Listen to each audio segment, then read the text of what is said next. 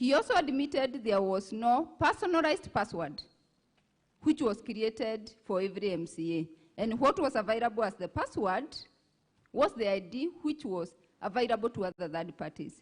So that the question then the Honorable Senator should ask, how secure was the system? And how verifiable is the vote which was cast? Honorable Senators, as you look at the affidavit of Mr. Alfred Kimutai, the ICT officer, at paragraph 23, 30, 31, and 32, it is his admission that the system designed is very simple, accurate, verifiable, secure, and user-friendly. However, with the doubts which have been created about the system, has it met those standards? But also in the same breath, even after this House, let me use it on a right note, ordered for the server to be opened, and the ICT experts had to testify, it has created more doubts than answers to these honorable senators about the verification of the votes and the security of that system. And it's not even in any way comforting. But if that doubt then is there, and the verifiability of the votes cannot be proven, the integrity of the system cannot be proven, it cannot then be said the 2/3 threshold was met. And it is thus our submission, Mr. Speaker, that the jurisdiction of this House has then been prematurely been invoked in this case. And the charges and the motion by the Assembly should not be admitted. Thank you. We can have my senior pick it up from there.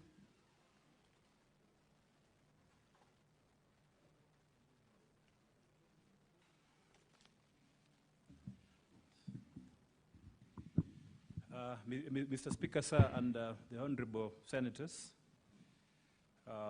allow me to pick up from where my colleague has left and complete our submissions on the questions of the ICT issues raised in these proceedings. And simultaneously, when addressing that question, I'll be principally making submissions on our preliminary objection.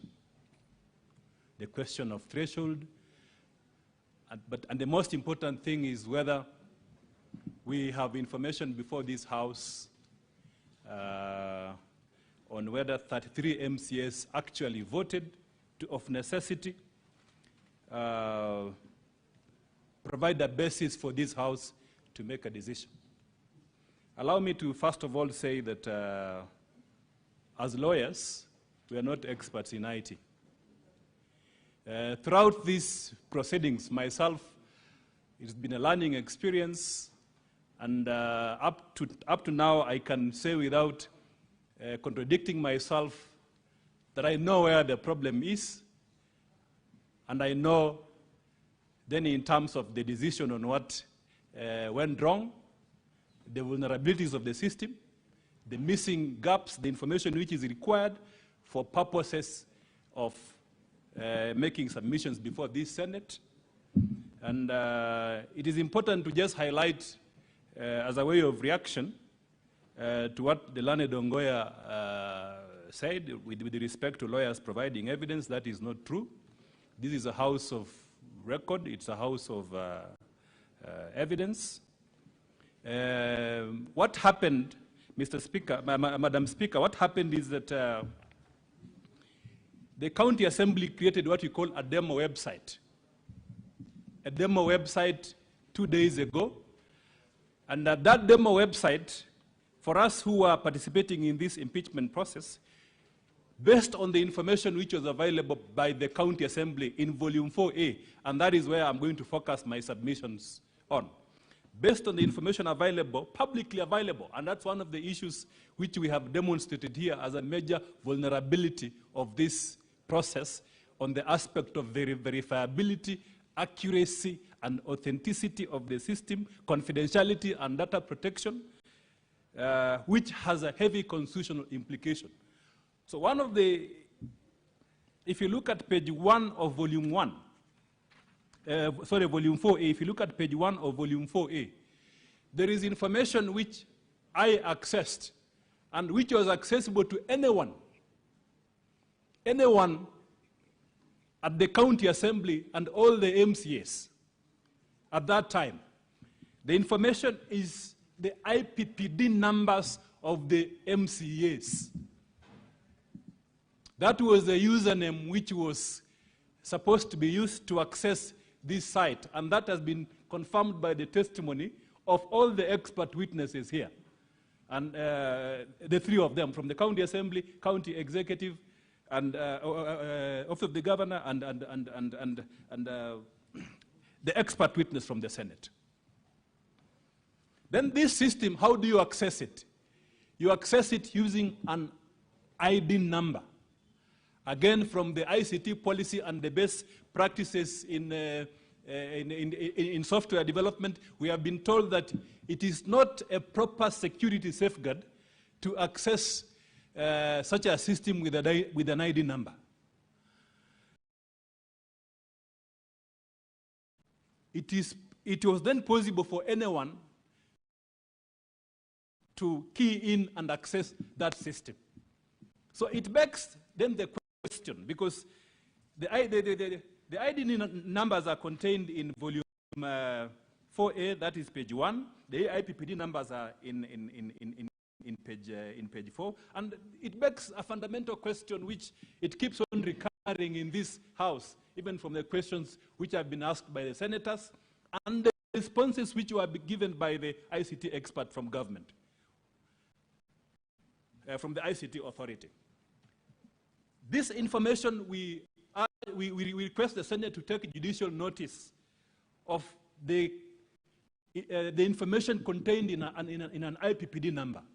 Who else can access that information within a county government setup?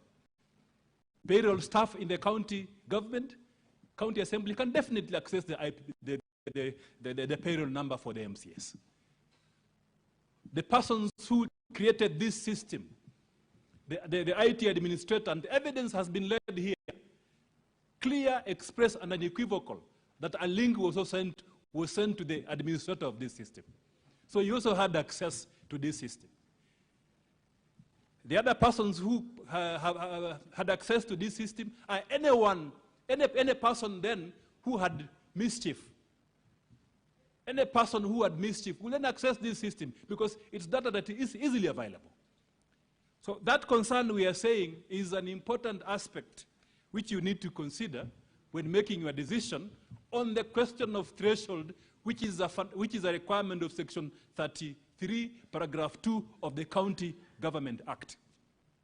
Because the meat of this matter, the substance of this matter, the question that is before the Senate for determination is whether 33 MCAs actually voted. Secondly, whether the 33 MCAs met the constitutional threshold.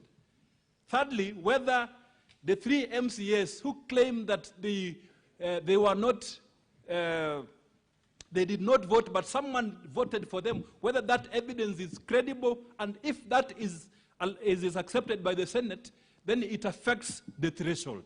It affects the threshold. It means then there is no proper motion before the House, and on that basis, based on the legal doctrine that the law matters, that county assembly as a house is also governed by the law. We can do what we want, yes, but we must follow the law. We are all, everything that we do, including proceedings that are conducted at the county assembly. So that in this case, the Senate has a duty and an obligation to verify the authenticity of the 3 votes, because they will bring down the threshold, and then it means, and based on the ruling which was issued by the Speaker yesterday, that when voting on that question, if you believe that the 3 MCS, including Honorable Trump, did not vote, and remember, these MCS have come to the House. They have come here and told you by their word of mouth that I, Honorable so-and-so, I did not vote on this motion. And there are 3 of them. And their testimony is consistent with what transpired in the House. The question that you'll be left with is, do you believe these MCAs who said that they did not vote so that you can make a decision on the threshold? Or do you believe a computer-generated information which has so many doubts to the extent that the entire House is asking questions? The question which this House is asking, and which all the senators I've observed are asking, is really fundamental. We cannot put this down there. We are not downplaying the allegations against the governor. We have responded to them. But what we are saying is that did these 3 MCAs vote? What does the evidence tell us? Let's look at the evidence. Where is the evidence? If you look at, Mr. Speaker, the evidence is contained in volume 4A. Evidence has been led here by experts, all of them, that when you vote using a gadget such as a computer, which is internet-enabled, when you vote using a laptop or a tablet or a desktop, there are unique codes that identifies that gadget in the system. This code is known as the MAC address. When you sign into the Wi-Fi, using that gadget, it will leave a digital fingerprint, a digital print, digital evidence on that system for purposes of anyone who then audits that system, checking and ascertaining that MCA A, B, C voted in that system. So that is a fundamental question that we must always ask ourselves when we are determining that preliminary, voting on the preliminary objection. Is there information before this House? Mr. Speaker, sir, when I asked the government ICT expert a question, deliberate question, it is because of that. Because yesterday we were with this ICT officer. We were raising concerns about various things. One, whether the ICT officer from the ICT authorities can be able to comprehensively answer all the questions with the information which they have. We asked the question which was asked by a senator here, whether they can be able to hack into the, do a soft hack. It's called a soft intrusion, whether they can be able to hack into the system to verify the identity of the MAC addresses, to get those logs. We asked that question, and then the ICT officer walked out for 2 hours, and then came back. So we were appreciably apprehensive. What did this ICT officer go out to do for 2 hours, from between 2:30 p.m. and 4:30? After the speaker had issued directions that we need to be there and ensure that this audit is done and it's a time-bound activity, why would he do that? So we were appreciably apprehensive. When the ICT officer came back, and if you look at the report which he has submitted, he did not want to explain. His approach was that yes or no. The speaker has said, is it verifiable or not? Then he said, I will respond to the question the way I want, yes or no. That's what happened. That's what happened, yes or no. That's why if you look at the report of the ICT officer, and if you look at the report, it does not contain the information which we asked him to put on the report, which this Senate has been raising this afternoon. That evidence of the MAC addresses. We told him, and he has confirmed here, we told him, why can't you simply say in your report that for you to verify that MCA A, B, C, and D voted, you need their MAC addresses of the gadgets which they used, and these MAC addresses are in the system. And then he told us orally that this MAC addresses, yes, you need them, but I will not put them in the report. Mr. Speaker, sir, that is the context in which the governor's side said, then we cannot sign this report. Even though they participated in the report generation, they were there when the logs were being extracted, the logs which are in the report. Those logs, same logs are in the county assembly document, and these logs will tell you only one side of the story. They will tell you only one side of the coin. Only one side of the coin. And it does not answer the question which is before the Senate. Which is this side of the coin? That 33 MCAs voted. Mr. Speaker, sir, let me say here, as part of our submissions in a very, very clear and succinct manner. Indeed, we have looked at the evidence submitted by the county assembly, the data generated from the system, by the county assembly, and as extracted by this, by the expert speaker, the expert witness, and the expert witness also of the governor. And there is information that 33 MCS actually voted for this motion. There is information that 33 MCS voted for this motion. It is there. It's there in page 4A. But the fundamental question, because the governor's team, the governor's team is saying, so and so did not vote for this motion. And there are 3 of them. So the question then that begs the answer, which all the experts have not answered to now, which leaves doubt in the minds of everyone, including myself as a lawyer. Where can you with certainty tell us that this MCA, that MCA for this particular ward used this gadget to vote? Because then that will weed out. It will weed out and completely foreclose, Mr. Speaker, sir, the statement, the oral evidence which has been made by these MCAs. Because these 3 MCAs are saying, I did not vote. I, Honorable so-and-so, I did not vote for this motion. I did not vote. Mr. Speaker, sir, that statement is extremely weighty for purposes of the proceedings in this House. Therefore, we ought to have gotten from the system logs of all the MAC addresses of the gadgets which access this system from the county assembly. To leave that doubt, to leave that question clear to the minds of everyone. Mr. Speaker, sir, additionally, yesterday there was evidence which was led that some MCS could not vote using their gadgets, their telephone numbers. Their telephone numbers. Sorry, their mobile phones.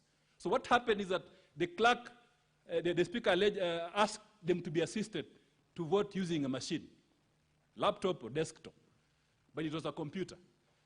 That evidence will be there to be analyzed. The MAC addresses for that system. The ICT officer from the government says that that evidence ought to be in the system. We consistently asked him this question deliberately because we want that question to be fully answered. Where are these MAC addresses?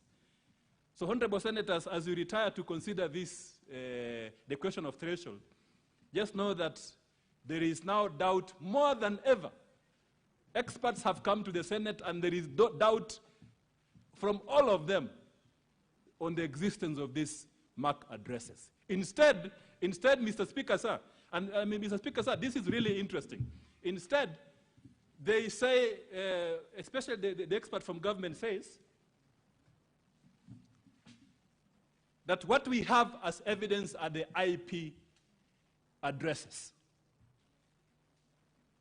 The experts who, including himself, say that for it to be complete, you need to have both the MAC addresses and the IP addresses.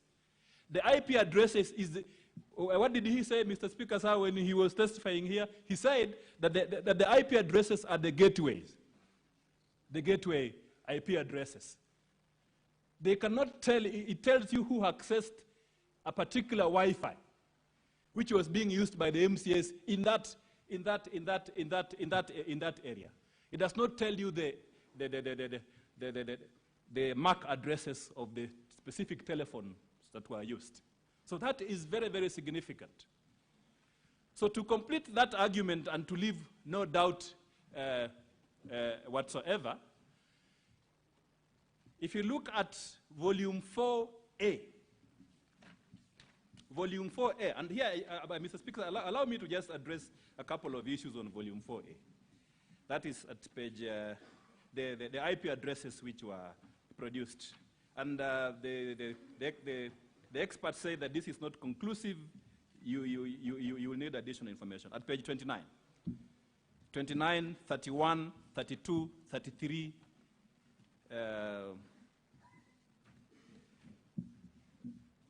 of volume 4A. The Honorable Senator Asige I don't know whether she's here, probably listening to where she is, asked an extremely important question, Mr. Speaker, sir, which affects the aspect of verifiability. Verifiability. Even on these IP addresses, we have left the issue of the MAC address, of the MAC addresses. Let's look at these IP addresses. I listened to the Honorable Senator Sige asking that question, and I said, maybe that is the real issue that the Senate also need to inquire about. What was the issue? How many Wi-Fi? They say that if you have a gadget and you access the system, you will use a Wi-Fi. That's what they said, Mr. Speaker, sir. Is that right? Yes. They say that then 9 MCS can have the same IP addresses because they access the same Wi-Fi. Again, that's what they said. I'm not picking this from there. Statements from the word of mouth. So the question is, if you look at these 33 IP addresses at page 29, page 32, page 29, 30, 31, 32. Mr. Speaker, sir, look at these IP addresses. Are these IP addresses the same? Mr. Speaker, sir, there are some which are the same. And this was pointed out. There's an IP address which features really prominently. It appears 9 times. This is 41, 139, 237.129. This IP address appears 9 times. 9 times. The ICT experts who appeared here say that it's also possible to do a geographical search of these IP addresses. But there is no evidence in the Senate that a geographical search of these IP addresses was done on the aspect of verifiability. But this IP address appears 9 times. So what does it mean? That somebody accessed, they accessed a particular Wi-Fi 9 times. But Mr. Speaker, sir, if you look at these logs, you will see that there are many other IP addresses. So the question is, why are these IP addresses different if you are all within the county assembly premises, the house? You are accessing the same Wi-Fi network. And they say that if you access the same Wi-Fi network, then you need to have the same IP address. So the question is, why are these IP addresses different, Mr. Speaker, sir? Is it possible that the Kericho County Assembly has 6 Wi-Fi routers? Because when I counted, I saw. And Mr. Speaker, you can count for yourself the different IP addresses that appear in this document. And that was the query which was raised by the distinguished Honorable Asige. So, Mr. Speaker, sir, we submit that we have a very big problem before this House. The problem is that there is no certainty whatsoever based on the testimony of the 3 expert witnesses on who voted, on who actually voted. There are votes are there, but who actually voted? Instead, Mr. Speaker, sir, the possibility is that somebody may have accessed this publicly available data and voted for anyone else. And that is the information which, that is the evidence that is before the House. And because of time, Mr. Speaker, sir, allow me to then conclude by saying that based on the provisions of Article 10.2 of the Constitution, the system which was deployed by the County Assembly on this vote, Mr. Speaker, sir, on an important matter concerning the removal of a governor from office. That system is not transparent, it is not verifiable, and therefore the results from that system are not verifiable. And on that basis, Mr. Speaker, sir, I urge I urge the honorable senators, Mr. Speaker, sir, that you allow our preliminary objection and throw this back, this issue back for the where it came from, because it does not meet the constitutional threshold as required by Section 33(2) of the County Government Act. I yield the floor to my colleague. For the record, my name is Katwa Kigen, counsel for the governor. And the nature of my submissions will be more towards the aspects of facts.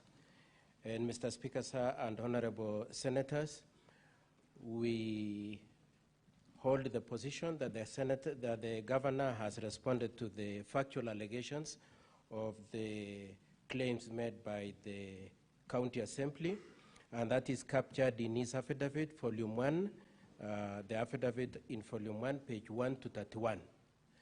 And the allegations that had been raised by the county assembly are 9, and all of them have been answered. It relates to management of a program called NAV-CDP, FLOCA, Kasim Tani, Strategic Intervention Projects, Londiani accident, dismissals, subversion of county assembly activities, and bullying. All those issues we've answered, and we pray that the senators and Mr. Speaker, sir, they be looked at as answer to the allegations. Now, in more particular, I would like to say this. The allegations are in 2 categories. The first category is old complaints that were brought here before you in September 2024. And the second set are new claims raised by a report made on 5th of August 2025, and attendant to which an impeachment motion was initiated on 6th of August 2025. In respect to the old complaints, which is constituted of these particular 3 items, the first one is the issue of Kasim Tani. The second one is the issue of Londiani accident. The third one is the issue of private land. Our first attack on that, Mr. Speaker, sir, is that the standing orders of Kericho County prohibited and prohibits the need to consider those allegations. The standing order number 70A subsection 2 is to this effect. Despite paragraph 1, probably I should read from paragraph 1 for context, 70A says this: a motion by any member for the removal of a county governor by impeachment may be reintroduced in the county assembly on the expiry of 90 days from the date of a vote by the Senate. Subsection 2 is to this effect. Despite paragraph 1, a motion for removal of a county governor by impeachment may be reintroduced in the county assembly on other grounds other than the initial grounds that were highlighted in the previous impeachment proceedings. Mr. Speaker, sir, and honorable senators, I put a lot of premium and emphasis on the use of the word grounds that were highlighted in the previous impeachment. Mr. Speaker, sir, it is our contention, contrary to what Honorable Rogoñ said when he was testifying, that to the extent to which those grounds were captured in the motion, were moved in the county assembly, were debated in the county assembly, were voted for, and were brought here. To the extent that those things happened, they had fitted into that word of highlighting. And for that reason, Mr. Speaker, sir, and honorable senators, it is our submission that indeed it should not be here. However, I would like also to make supplementary comments about those allegations in our defense. I would like to start with the issue of Kasim Tahani. And my learned friends for the county assembly said that the Kasim Tahani was rolled out without proper legislation and that some funds were lost. May I just explain that Kasim Tahani was a concept where the Kericho County Executive proposed that successful bidder contractors were obligated to engage local youths and women so that they would benefit from the contracts that were run in their neighborhoods. And so the payments for the youths and the women was to be paid from the remuneration or the payments due to those contractors. So it's not like it was funds from the county. Absolutely not. It was funds that were payable as part of the contract money. In that situation then, there was no need for any policy, there was no need for any legislation to have been in place. So that's our first answer to that allegation. The second explanation that we have is that indeed in our response both in September 2024 and in this time round, we explained and provided lists of youths and women who are paid on those projects. We are aware that similarly the County Assembly, through the committee that purported to investigate, came with a list of youths and women. And our position is that there is nobody owed, and if there is any amount that is owed, they should go to those contractors. But significantly related to that allegation that there are some people who have been deprived of their due payment, it is our contention that the Senate is not the forum for their claim for labor rights. If they had any complaint about their rights for work done, they should have gone to labor court or should have reported to the police or even gone to civil court. And to that extent, therefore, Honorable Senators and Mr. Speaker, sir, we are contending that the issue of Kassim Mtaani as a ground for impeachment is a red herring. The issue of Londiani accident, we already explained, and I would like to explain again, that it was the committee and the activities of that committee were in the hands of central government. They were not in the hands of the county government. And the person who was chairing those proceedings was the county commissioner. The signatories to the accounts was the county commissioner and members of those committees. And Mr. Speaker, sir, when I asked the question to the witness who came to bring that issue, he admitted that indeed the governor did not sit in that committee, was not a signatory to that, those accounts, and there is nowhere where he is associated with those funds. It is also significant that the witness says that much as these things happened in 2023, they have not deemed it necessary to complain either to EACC or DCI or to any other entity if they were aggrieved about these funds. And so it is our contention that this issue has been brought solely for purposes of injuring the good name of the governor. Two last issues I wish to mention about this Kassim Mtaani issue and Londiani is that they relate to the period, the financial year 2022-2023. And Mr. Speaker, sir, as we pointed out through when we asked the questions to the witness who came to testify on this issue, it is true that it is not captured in the Auditor General's reports, so that if it were to be the case that indeed any money was lost or there was any impropriety, our expectation is that it would have been captured. The fact that it is not captured is an indication that indeed these allegations are completely baseless. I would like then to come to the allegations that were brought to the County Assembly on 5th of August 2025. And before I discuss the particulars of our defense in respect to that, I would like again to invite the honorable senators and Mr. Speaker, sir, to the point we made in regard to that issue. The first one we made was that the governor was not given an opportunity to react and act on those, on those reports. And the witness admitted that the reports were made on or around 5th of August 2025, and the motion, actually let me correct myself. He said the reports were brought into the assembly on 5th of August. And those reports provided for a period on average of 28 days within which the governor was to act. However, the next day, before the expiry of the 28 days, and in fact before the expiry of even 1 day, on the 6th of August, the impeachment motion was initiated. And it is our contention that that is an indication of bad faith and political motivation in this impeachment initiative. It is our contention also that if the governor were to be looked at as having failed in his oversight role, he needed to have gotten time to act and to have failed to have acted. Now, discussing the various the various items of that those new allegations relating to NAV, CDP, FLOCA, and strategic infrastructural projects, the allegations of dismissals, we would like to explain that particularly FLOCA and NAV CDP are projects that are foreign funded. They are donor funded projects.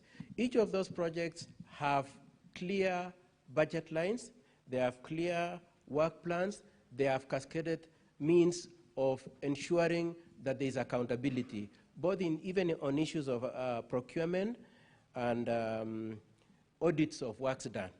And to the extent, therefore, that the works are going on and that subsequent works cannot proceed until the previous one has been audited and accounts provided, to the extent, therefore, that those works are still going on is an indicator that those projects are in good shape. However, the governor takes the position that if it were to be the case that there is any impropriety, he needs time to look at it and to act on them. But otherwise, he insists that there is no impropriety, and that if there were any improprieties, the donors who are supporting these projects would have raised it. The complainants who have come to you would have even written to the EACC, which they have not done. On the other projects, including the strategic intervention projects, the issues of contract, the issues of procurements, the issue of splitting contracts, the issue of public address, the issue of tents, and the other house renovations, Mr. Speaker, sir, the governor maintains that he needed time to look at it and to act. The fact that the report by the committee came on 5th and he was being impeached on 6th is such that it deprived him of an opportunity to counter-check the allegations contained in those reports and to have acted. But collateral to that, the governor in his affidavit has explained that indeed he has already handed over documents related, or rather he has instructed his people to hand over the documents related to those projects to the EACC for further investigations. And may I say also related to the old cases, that is Kasim Taani and Londiani, the governor has also, the issues are under investigation by EACC. And secondly, through the witnesses, we were able to show that most of the people who were involved in those activities, in those projects, have been either subjected to disciplinary proceedings and some have been required to retire. And for those reasons, Mr. Speaker, sir, it is our contention that there is no nexus whatsoever between any improprieties related to funds, procurements, and the other allegations raised between the governor and those situations. I would like to address this issue of the private property the same way we did when we raised it at the outset. The property that is being referred to is not private property, it is public property. And governor insists that it is private property and is determined to recover it. There is the contention and purport that there is a court determination saying that that is a private property. As we pointed out, and consequent to our pointing out, the county assembly has shied away from showing you the judgment. The decision that was made by the court was that the ground should not be used as a dumping ground until a NEMA certification is obtained. There is nowhere where it is said that it is private property.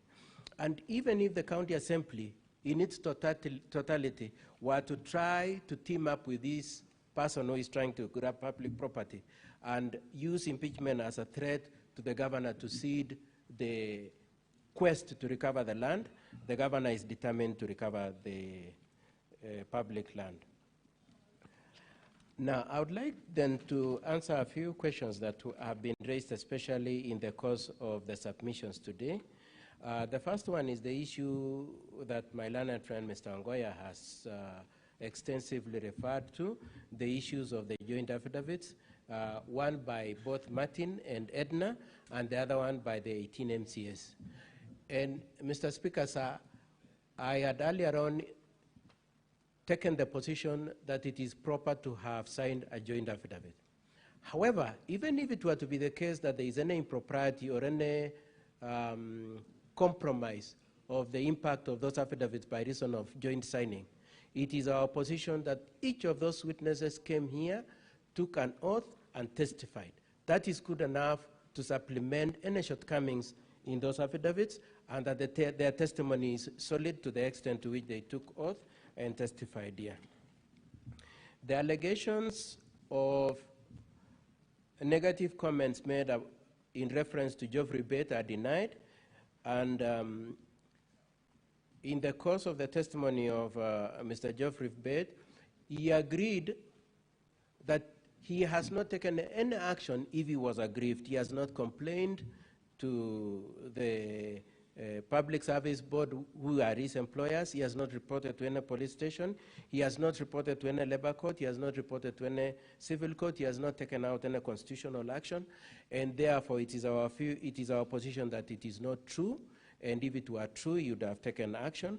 And as honorable senators may have seen, he clearly was strongly willed. And if indeed it was true that these allegations were true, then he would have already made a complaint. The other argument that has been made by my learned colleagues for the county assembly is that by reason of not calling these witnesses, the governor is shielding them. As we have explained, in respect to the old cases, Kasim Tani, Londiani, and the others, the governor has taken action.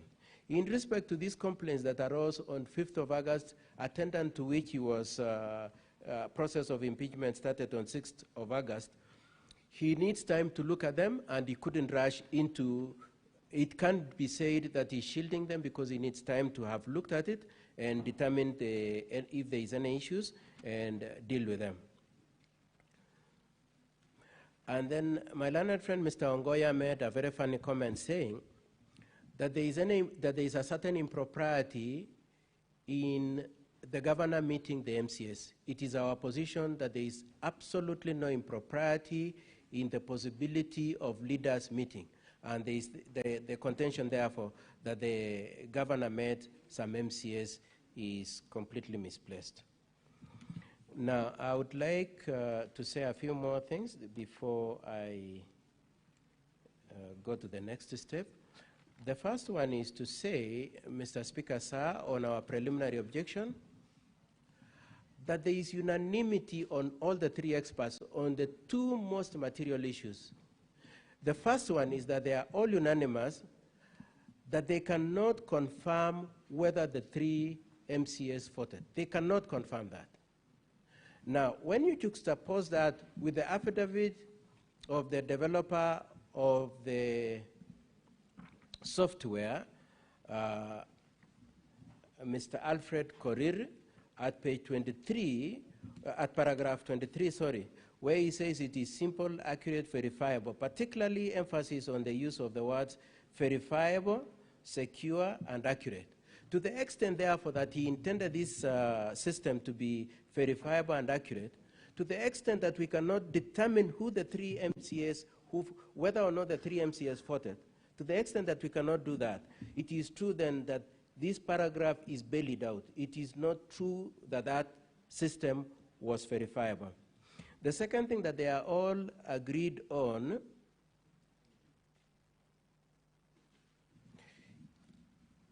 the other thing that the witness agreed on is that indeed the records of the county assembly contain details of the payroll and ID numbers for the various MCS, and that if somebody was determined to get them, especially within the establishment of the county assembly, they could get them. With those, in that context, therefore, it is our contention that indeed it was possible for somebody else to vote, and that the three experts admit that if you get those credentials, you could vote. So that there are those two admissions, Mr. Speaker, sir, and honorable senators. Number one, that with the credentials, anybody could have voted for those MCS. And number two, that they are not able to trace back those three votes to the three MCS. Now, the last thing I wish to say, as I spare a few minutes for my client, is that we would like, honorable senators and Mr. Speaker, sir, that you take on board these as you consider the propriety of that system that was used to vote. Number one, we pointed out in the course of testimony that indeed the answer has been edited. It has been edited so that it is not consistent with the audio recording of the events. Number two, it is true that a few minutes before the movement of the motion on 6th of August, by the mover of motion, who, as we cross-examined him, we maintain is in collusion with the Speaker, 6 MCS there was an attempt to remove 6 MCAs with a view to reducing the numbers or otherwise to intimidate them to support the impeachment of the governor. Number 3 is the question that indeed there was an option to do a roll call voting. Nobody, not even my learned colleagues for the county assembly, have explained why they could not just take a straight and simple process that could have resolved the issue. And for all those reasons, and then the rush to set up this thing at night and to insist on using it, even when the nays, I'd say, were louder than the ayes. For all those reasons, Mr. Speaker, sir, and honorable senators, we pray as a first line of our prayers that you do find that the system was not adequate to satisfy you that any voting took place and that the 2/3 threshold was met. As a second line, we pray that you do find that indeed no evidence and no material and no grounds have been adduced adequate to place a requirement on you to impeach the governor. With that said, Mr. Speaker, sir, I have 4 more minutes. I would like to request my client to just say a few minutes within that time limit.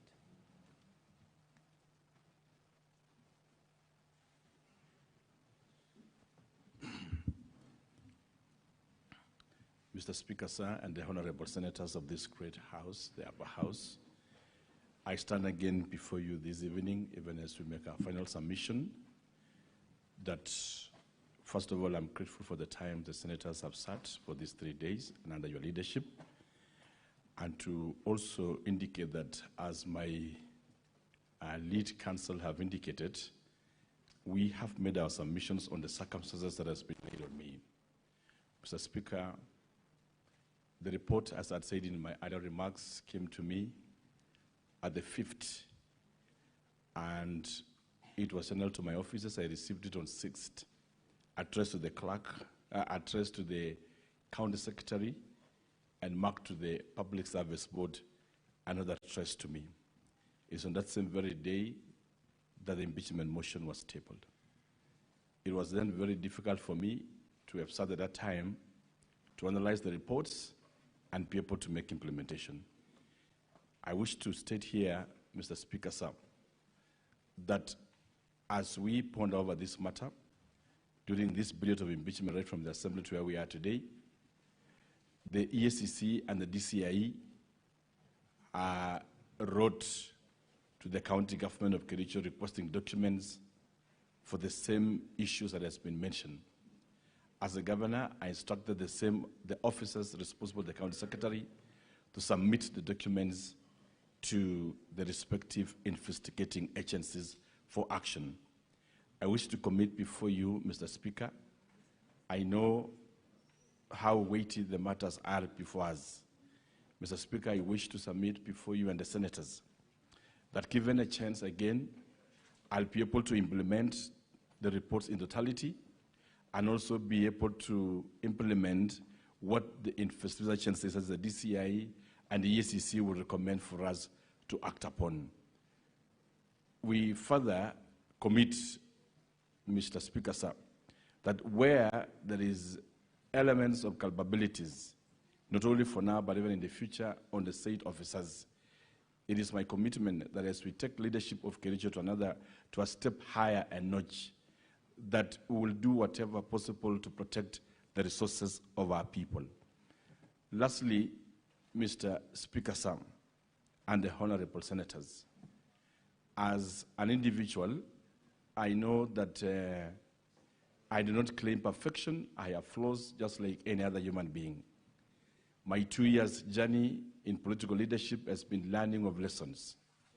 And when I look around the political environment that we have been, I pray to this Senate that should I get a chance from this great house, I would also set upon myself to be able to reach out to the entire leadership of Kericho County, especially the MCS and their speaker and also the deputy governor, and be able to strike a working relationship with them, of course, together with the senator of Kericho County and the members of parliament from the county government of Kericho, and be able to strike a working relationship with them so that, Mr. Speaker, it allows us, because this is the second last financial year before really the end of this 5-year cycle, to allow us to be able to deliver for the people of Kericho County.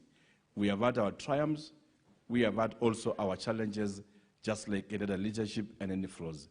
And Mr. Speaker, I rise to, as I conclude, to speak to the great churches here and the senators here that have been listening to this case, that as you have listened and the evidence adduced to you, that the processes has been tabled to you, showing how flawed it was.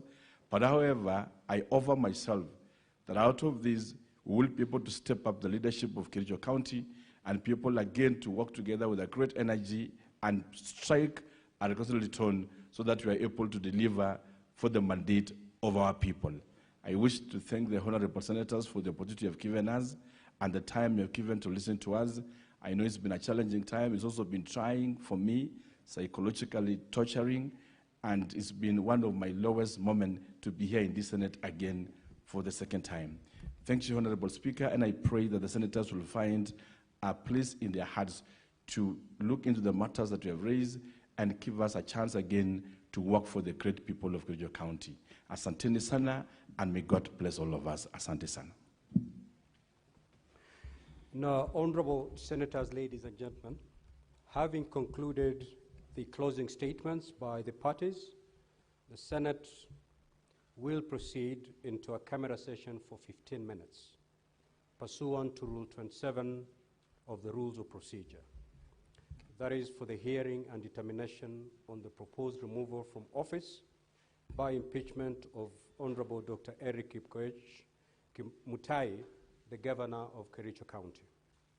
The objective of the in-camera session is to ensure that the process is concluded seamlessly, punctually, and in line with the requirements set out under the Constitution and the County Government Act and the Senate Standing Orders.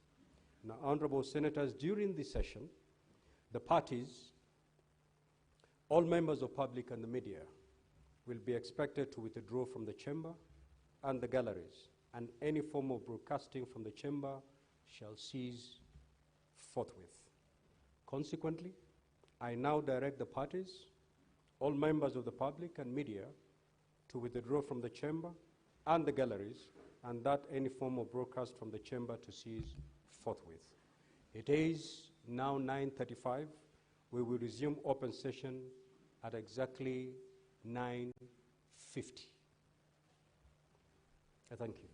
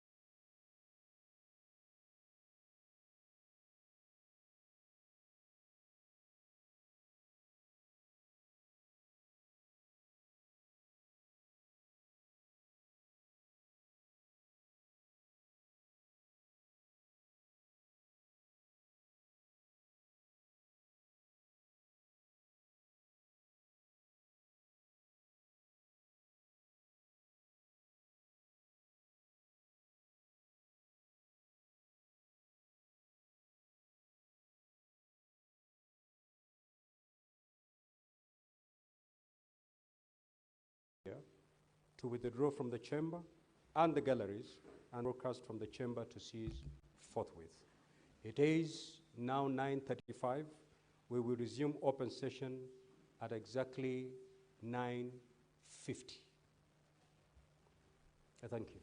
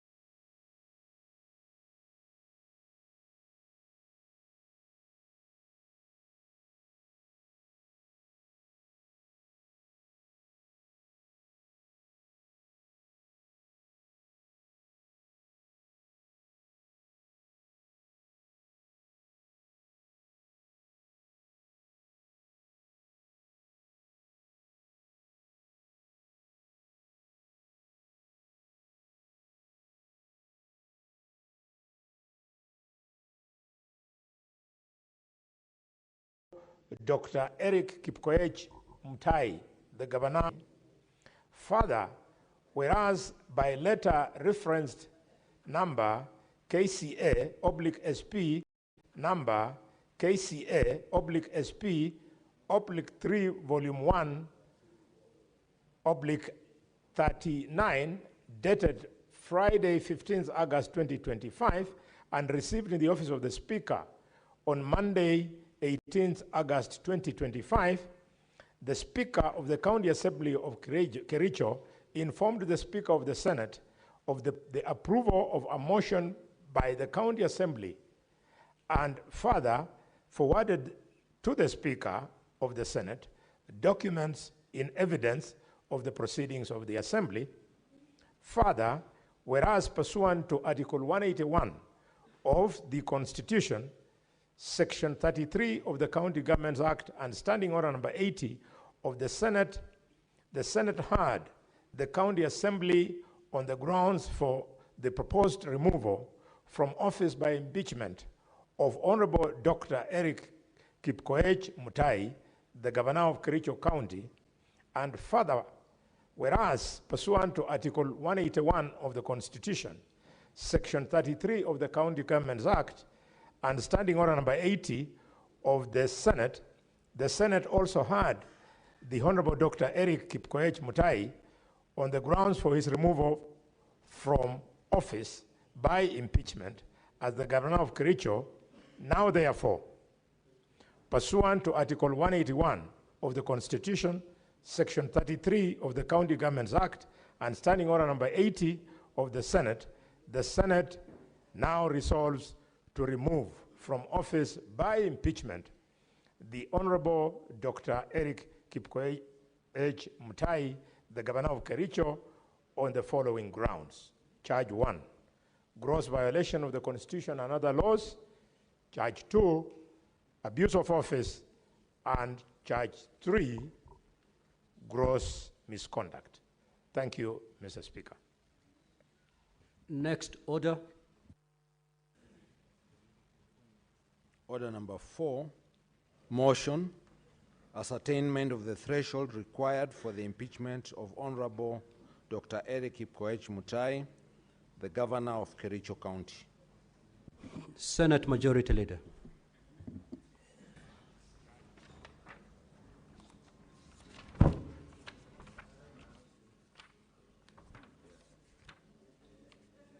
Thank you, Mr. Speaker.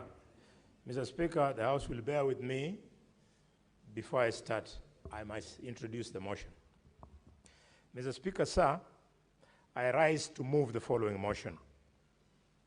Being the ascertainment of the threshold required for the impeachment of the Honorable Dr. Eric Kipkoech Mutai, the Governor of Kericho County.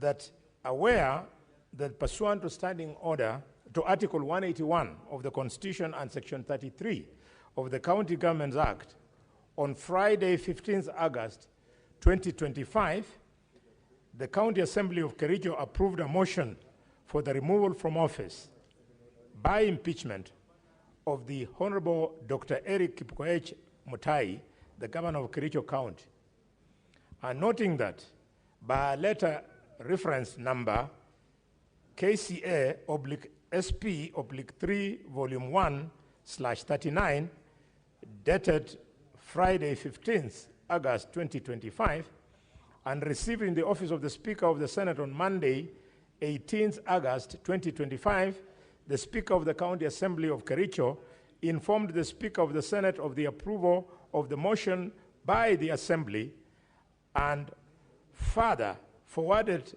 to the Speaker of the Senate documents in evidence of the proceedings of the Assembly, including the list of 33 out of 47 members of the County Assembly that voted in favor of the removal from office by impeachment of Honorable Dr. Eric Kipkoech Mutai, the Governor of Kericho.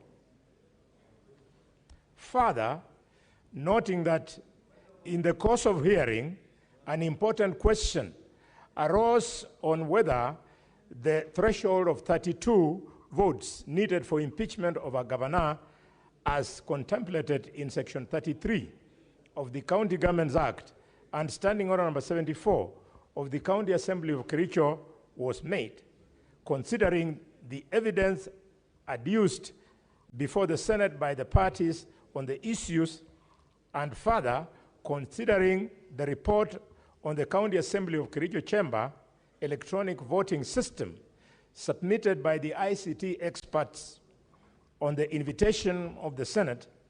Now, therefore, the Senate resolves that the threshold required for removal of a governor from office by impeachment, contemplated in Section 33 of the County Governments Act and Standing Order number 74 of the County Assembly of Kericho, was made.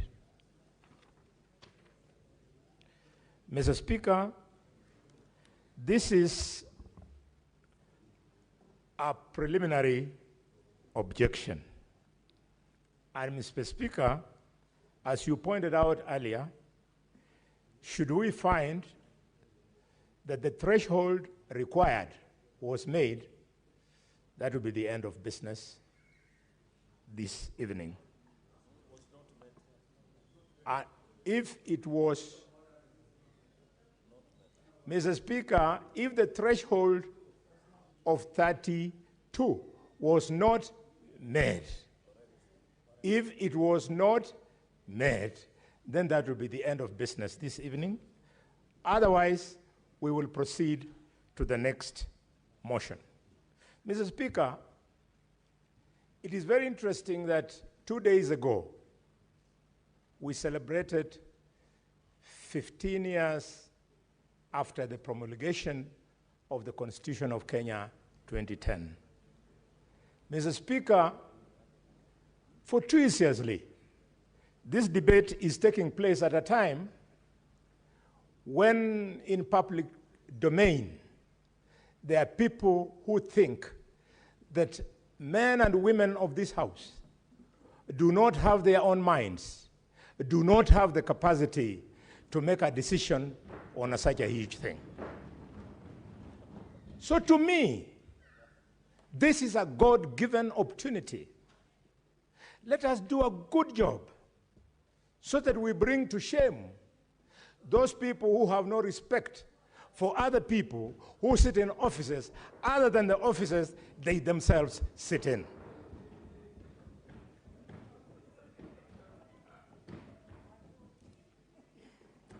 Mr. Speaker, just like you maybe, I will have been helpless from the beginning up to the end of the hearing of the evidence on the PO. We have been thrown from one position to the other by this witness or that other witness. Members, you have seen witnesses from both parties flip and flop.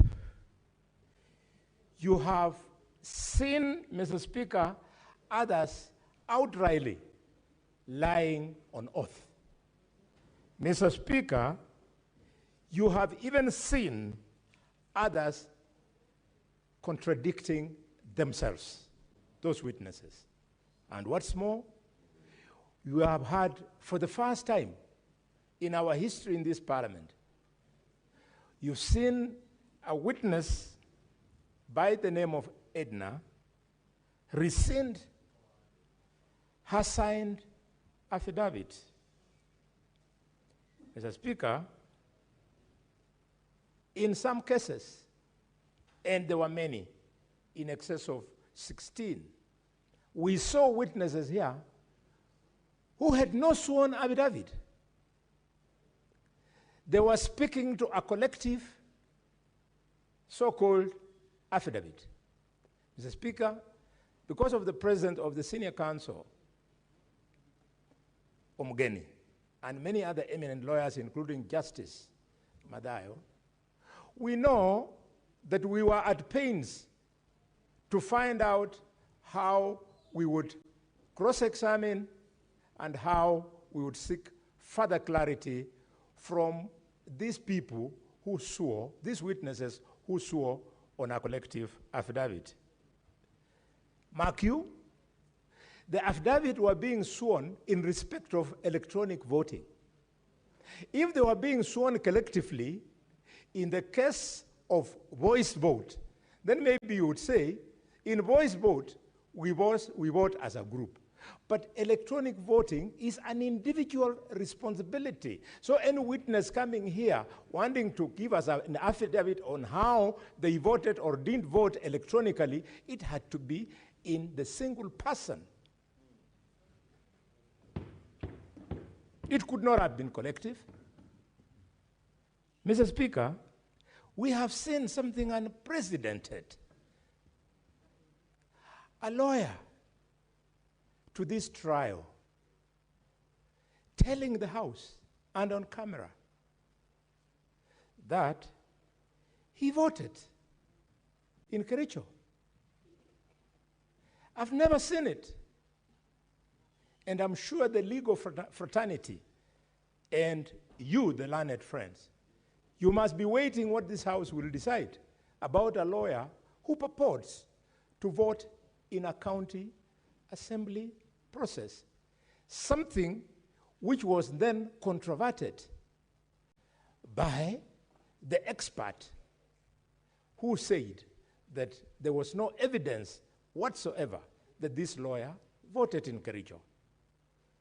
What's more, you have seen impunity where not just a lawyer, but a senior counsel go and assume the role of a speaker in the county assembly of Kericho and calls for members of the county assembly to abide by his request. They stand. What is more, Mr. Speaker, the same council has tried to mislead this House by saying that there was interference with the voting logs.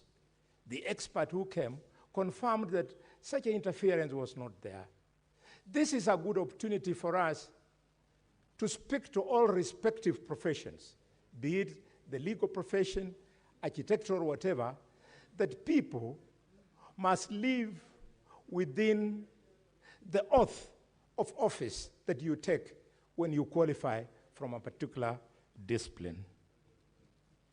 Mr. Speaker, I'll keep it short by saying the following as my last request. That we are lucky. I don't know whether it was the wisdom of the Speaker or the wisdom of the leader of the majority with the Speaker and the leader of the minority with the Speaker and others, when the House made a decision, as communicated by the Speaker, that this House must call for an expert, independent IT. Can you imagine where it would have been? When the first expert came, this expert was from the county assembly. He carried most of us along. But when the lawyers descended on him, we became confused. We didn't know whether to believe him or not. Subsequently, when the team of the governor then brought its own version of an expert, it was a bigger disaster. In fact, it is the senator of Narok who captured it. He said that his affidavit was more about a collection of his credentials. And when I looked at the credentials, ladies and gentlemen, distinguished senators, it was nothing impressive. The only serious credential there was bachelor in computer science. Otherwise, the other things were diploma here, the other things, some course training there, nothing that is, Mr. Speaker. Mr. Speaker, sir, Mr. Speaker, sir, you'll have your time, my brother. You'll have your time. Senator Boni, proceed Yes. and conclude. Thank you, Mr. Speaker. Mr. Speaker,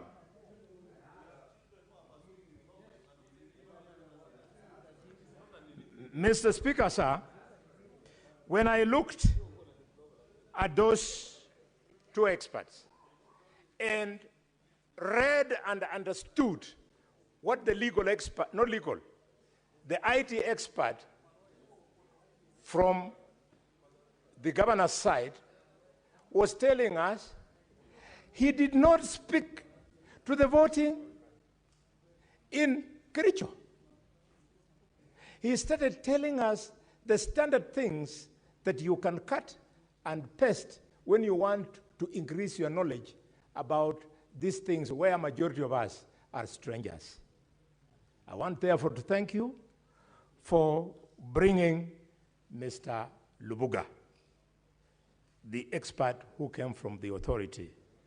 It is only Lubuga who clearly demonstrated to us, those of us who are lay, that voting took place electronically, who demonstrated to us, Mr. Speaker, that 33 MCS voted in Kericho, who confirmed to us that although the system could be better, but as of the time of voting, it was credible, who confirmed to us, Mr. Speaker, that no one MCA would be able to vote for the other one. I therefore conclude, Mr. Speaker, by proposing that, honorable members, let us give the people of Kericho an opportunity to hear your views on what you thought about the allegations against the governor. They want to know, because I know you are not biased. And the only way you can give them that opportunity to hear what the Senate has to say about how Dr. Kip Koech has been working in office is by allowing this PO to fall, because 33 elected leaders in Kericho found through voting electronically that the governor had a case to answer before us. I move and request that the distinguished senator from Narok, the Honorable Olekina, seconds my motion.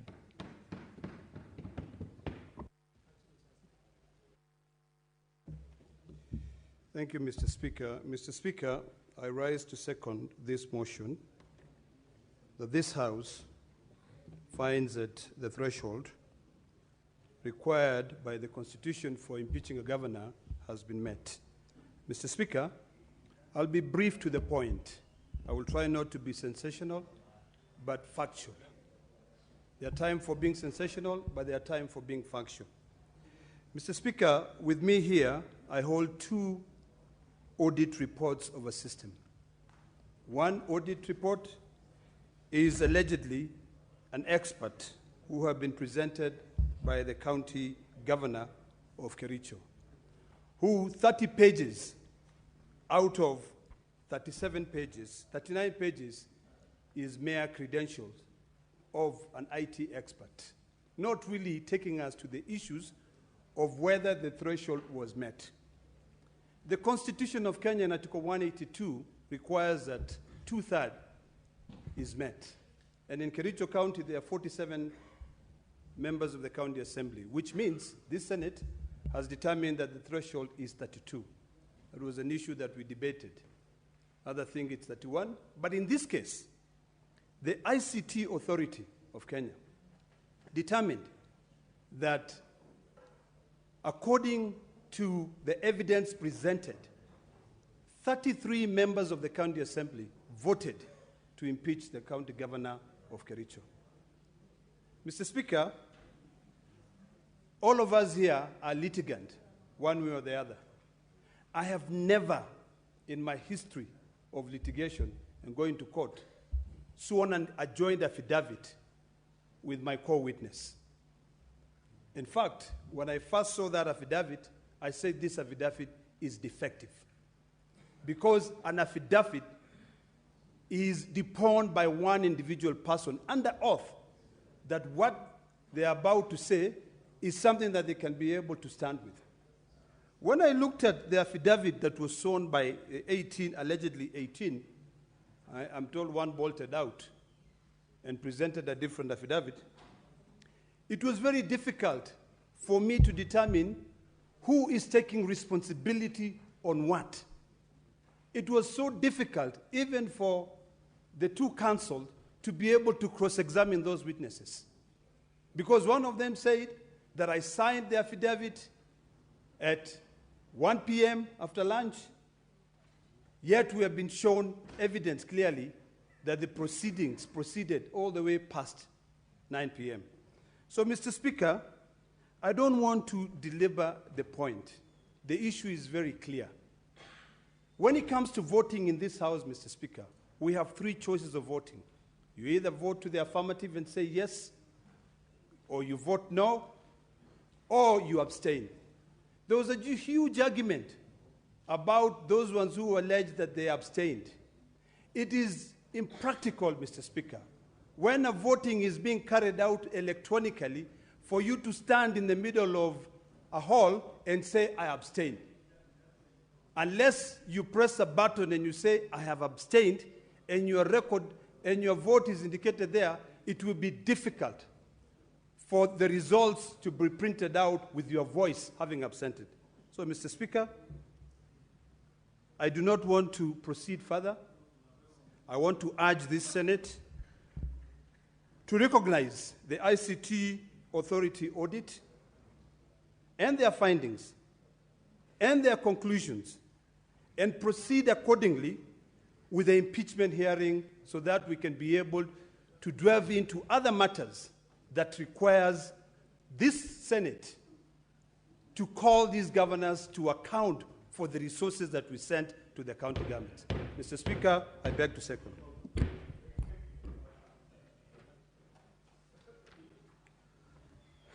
Honorable Senators, I will now propose the questions. Order, Senator Fumeru. Order. That aware that pursuant to Article 181 of the Constitution and Section 33 of the County Governments Act, on Friday, 15th of August 2025, the County Assembly of Kericho approved a motion for the removal from office by impeachment of the Honorable Dr. Eric Mutai, Governor of Kericho County. Noting that by a letter reference number KCA/SP/3 Volume 1 into brackets 39, dated Friday, 15th of August 2025, and received in the office of the Speaker of the Senate on Monday, 18th August 2025, the Speaker of the County Assembly of Kericho informed the Speaker of the Senate of the approval of the motion by the County Assembly, and further forwarded to the Speaker of the Senate documents in evidence of the proceedings of the Assembly, including the list of 33 out of 47 members of the County Assembly that voted in favor of the removal from office by impeachment of Honorable Dr. Eric Mutai, the Governor of Kericho County. Further, noting that in the course of the hearing, an important question arose on whether the threshold of 32 votes needed for the impeachment of a governor as contemplated in Section 33 of the County Government Act and Standing Order 74 of the County Assembly of Kericho was met. Considering the evidence adduced before the Senate by the parties on the issue, and further, considering the report of the County Assembly of Kericho Chamber electronic voting system submitted by the ICT experts on the invitation of the Senate, now therefore, the Senate resolves that the threshold required for removal of a governor from office by impeachment contemplated in Section 33 of the County Governments Act and Standing Order 74 of the County Assembly of Kericho was met. Now, honorable senators, the floor is open for debate. But again, going to the agreement that was negotiated between the two sides, we'll have 4 members speak from the minority side and 4 members speak from the majority side, each speaking for more than 4 minutes. Not more than 4 minutes. You need not utilize the 4. I will start with Senator Osotsi.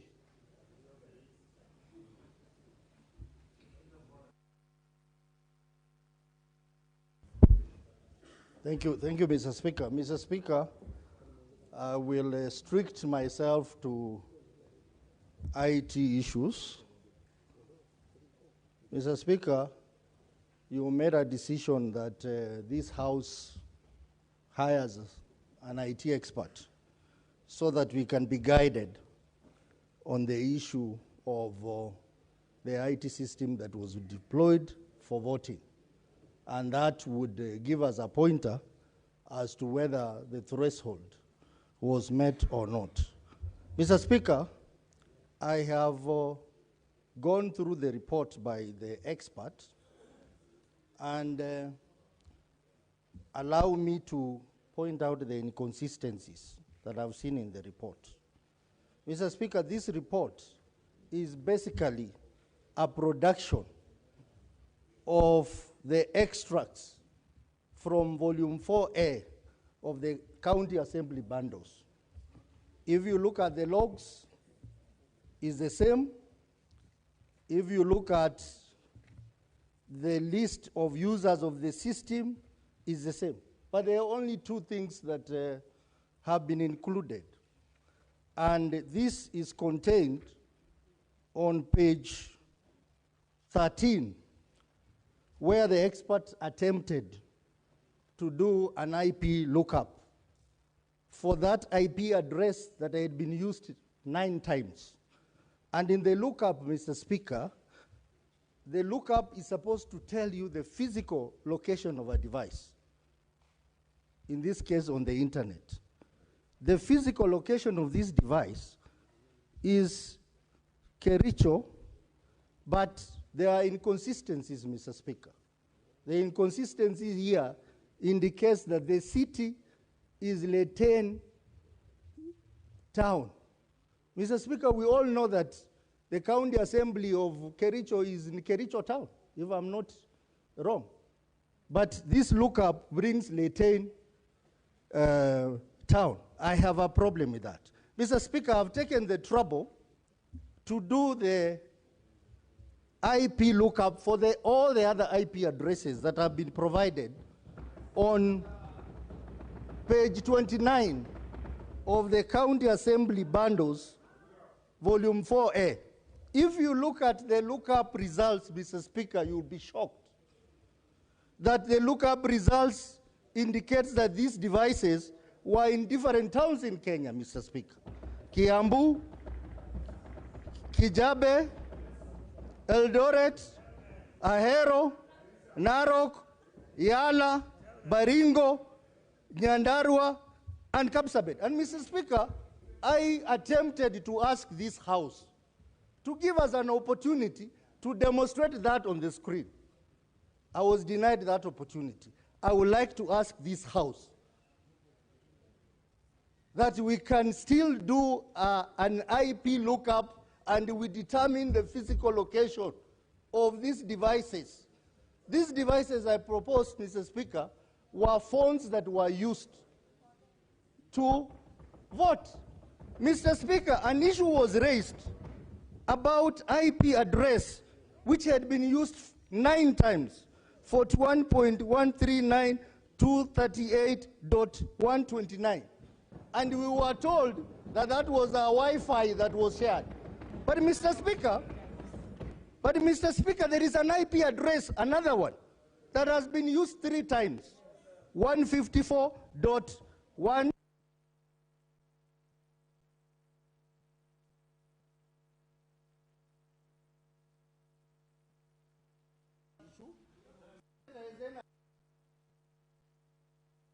Answer that question. You have exhausted your time, Senator. All right. 2 minutes, you conclude. 2 minutes, you conclude. If you look at the only thing that my student, because this Philip was my student, I trained him on ITIL, which is an international standard on IT security. The only other serious thing that I've seen is on page 16, where the expert tried to bring a checklist that is used in international ICT audit. But this checklist, Mr. Speaker, if you go through it, there are no supporting documents to this report. There are no supporting. Everywhere except 2 instances is indicated no. The rest are a yes. But there are no supporting documents to support, including the matter of training, whether training for the system was done or not. Mr. Speaker, I want this House to note that yours truly was an expert in presidential petition, Raila Odinga versus IBC, together with Senator Kajwang. And our evidence on the same matter, results transmission, annulled the election, Mr. Speaker. Mr. Speaker, I want to take you Article 86 of the Constitution on voting methods. It says the voting method must be simple, accurate, verifiable, secure, accountable, and transparent. Mr. Speaker, this does not qualify in any way to meet the basic requirement under Article 86 of the Constitution. Mr. Speaker, this House's credibility has been questioned. We have an opportunity to decide whether we want to continue being condemned outside there or make the right decision. I want to urge this House that we need to send back these MCS to do the right job and bring back the right voting numbers. Whether this has met the threshold or not, I want to.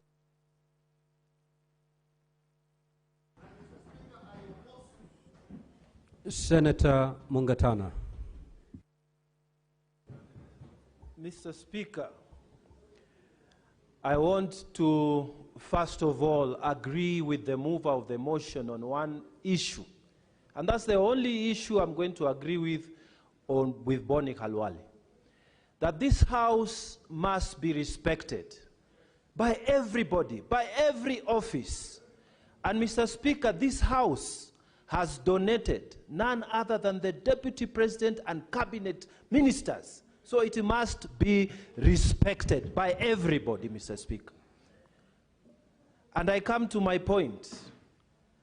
Mr. Speaker, I disagree with the mover of this motion. I totally disagree. There is doubt as to the numbers of the people who actually participated in the voting.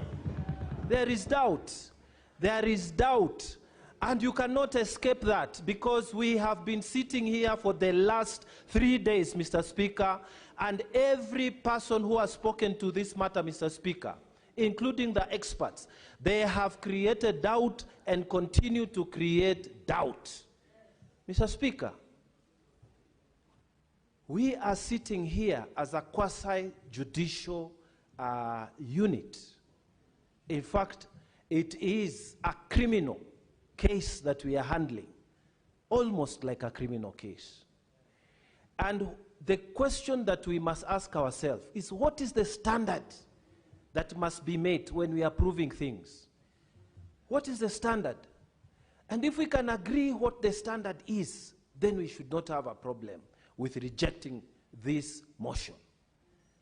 Mr. Speaker, we borrow heavily from the American system. In the US, Mr. Speaker, 8 governors have been impeached, and 5 of them have been sent home. 3 have survived, one of them having resigned before the process was completed. Mr. Speaker, in the US, the test is very simple. They say it is legal evidence plus political test. But Mr. Speaker, here in Kenya, we have a standard that is divided into 2. And I want to propose, Mr. Speaker, that when the motion is coming from the county assembly, when we are talking about the issues of threshold, Mr. Speaker, the standard must be like the criminal level standard. It must be beyond reasonable doubt. It must be. On these other motions, on these other charges, then we can adopt the American standard of saying it is legal evidence and political test. But on the question from the county assembly, Mr. Speaker, it must be beyond reasonable doubt. Mr. Speaker, here they have said that the expert report, the ICT authority, is to be followed like it is from the Bible. But Mr. Speaker, he himself, I heard him say that if you have the credentials of the ID and the IDDP, any person could actually vote. He said it himself here. And Mr. Speaker, the other senators are not telling us that that report was not signed by the side of the governors. They did not sign it because they did not agree with it. The ICT man disappeared for 2 hours, and when he came, he was not speaking to anybody. Mr. Speaker, Senator Professor Tom Ojenda.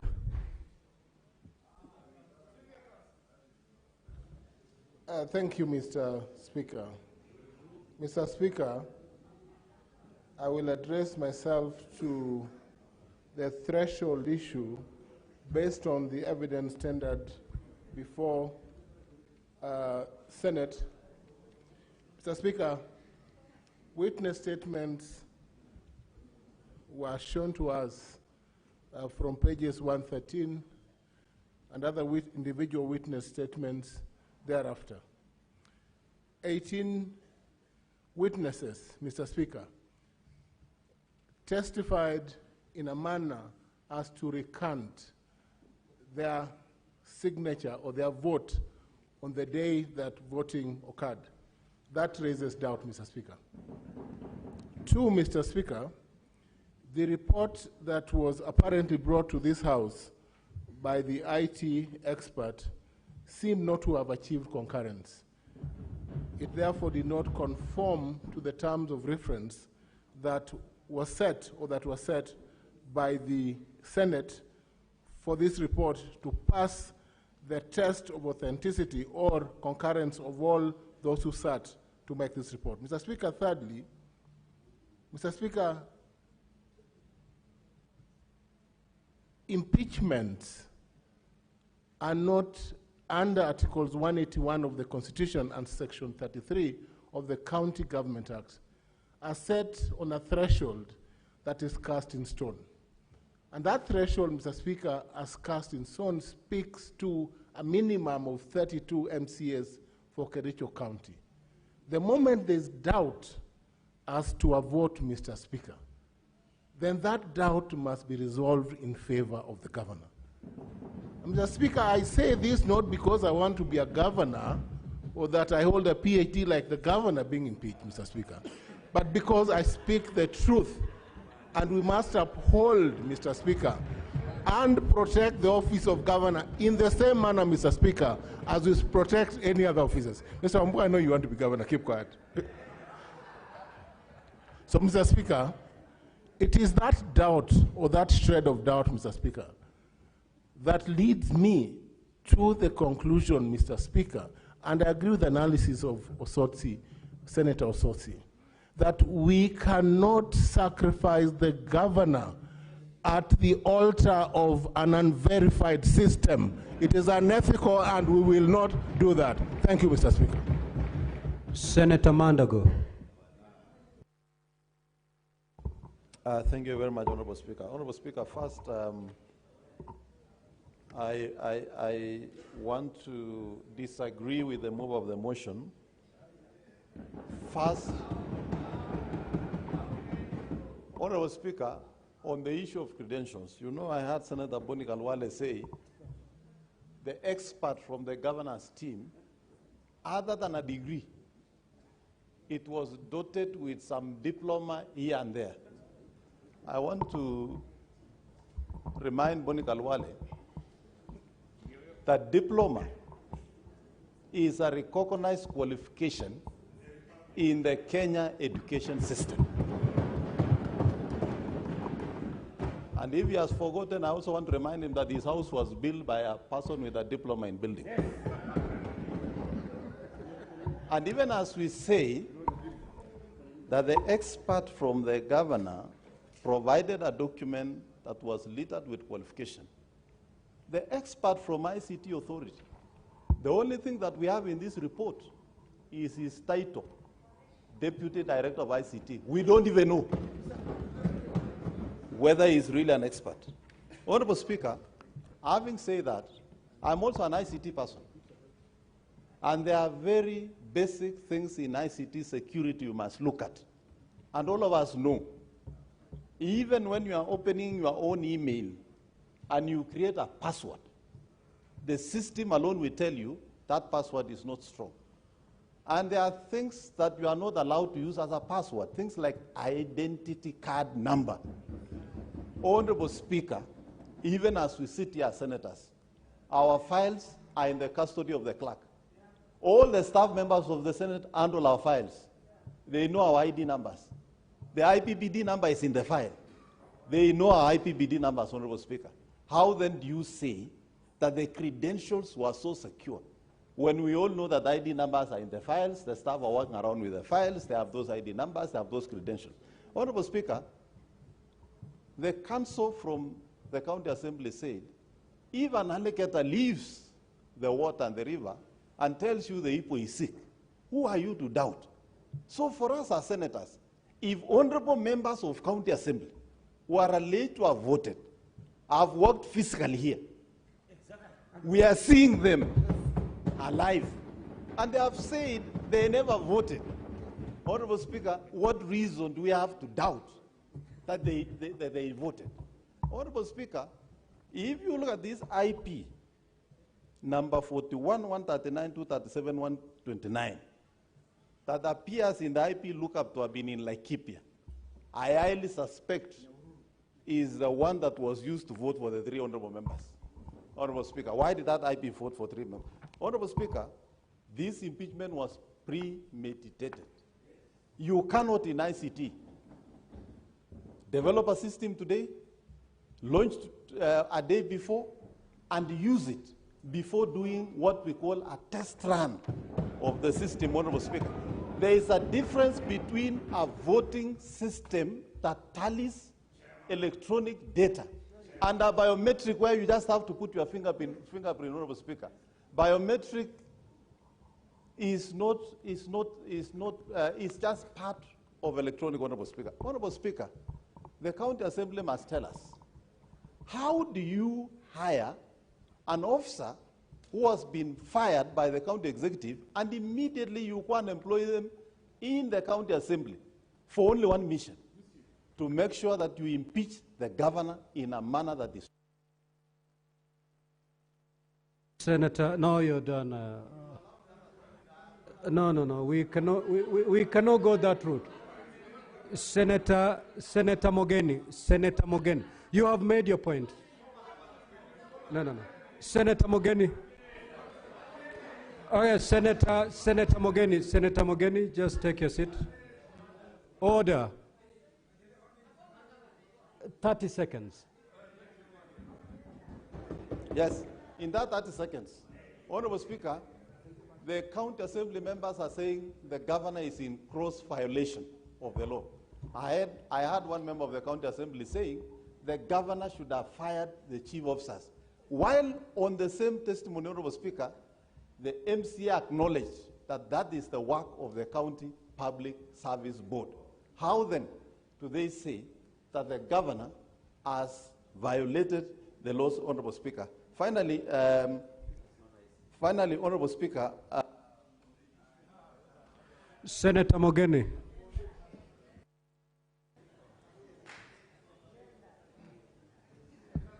Yes, Mr. Speaker, sir. It is a universally accepted principle, Mr. Speaker, that you would rather acquit 10 suspects, if in doubt, than to convict one unfairly. Mr. Speaker, today is my Sabbath, and I came here to understand this system that was developed in Migori, a special purpose vehicle system that was meant to impeach the governor of Kericho. Mr. Speaker, for the 3 days that we have sat here, Mr. Speaker, on my part, I have not been able to understand this system, Mr. Speaker.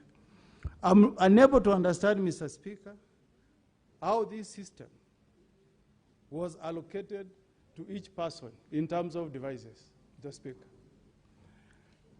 Mr. Speaker, there is drama that has played out in this House in the eyes of the public, Mr. Speaker. An MCA, Mr. Speaker, called Martin, came to this House, Mr. Speaker, and swore by the name of Almighty God, Mr. Speaker, that he did not cast his vote at the County Assembly of Kericho, Mr. Speaker. Do you believe the system, or do you believe the person who carried the Bible and swore before the Senate, Mr. Speaker? Whom do you trust? Is it the Bible or the system? It's the Bible, Mr. Speaker. Mr. Speaker, more drama, Mr. Speaker. The same MCA Martin, Mr. Speaker, played a video before this House that was watched by Kenyans, Mr. Speaker, where the mover of the motion, Mr. Speaker, was recorded in a discussion saying that he voted on behalf of that MCA. Does that create a doubt in the minds of senators? Yes or no? Mr. Speaker, if you are in doubt, acquit. If you have been placed in a situation where there is reasonable doubt as to whether that 3 MCAs voted, acquit, Mr. Speaker. Mr. Speaker, the expert, Mr. Luvuga, I posed a question to him. I asked him, if an MCA had a link, a username, a password, could he vote on behalf of another MCA? He said, yes. Mr. Speaker, in this House, where I sit there, with that card there, if my neighbor, Senator Wambua, has my PIN, and he wanted to play mischief, Mr. Speaker, he can cast a vote on my behalf, Mr. Speaker. As I submit this evening, Mr. Speaker, if you look at the entire system, Mr. Speaker, reasonable doubt has been created as to whether the 33 MCAs who voted indeed cast their vote. Mr. Speaker, there is what we call the materiality principle. If you remove the 4 MCAs, the motion must fail and we return it back to the MCAs.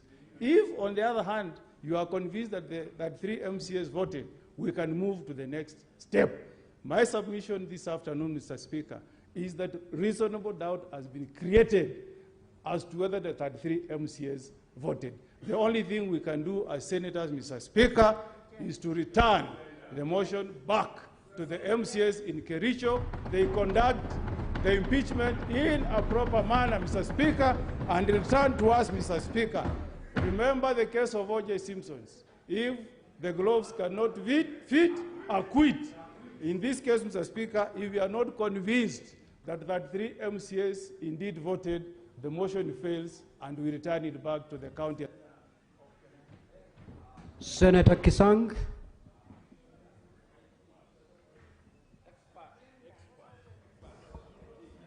Thank you, Honorable Speaker. As the members have said, I'm an expert. And I want to report to the House that Senator Mandagoa and Senator Osotsi are my juniors in the profession.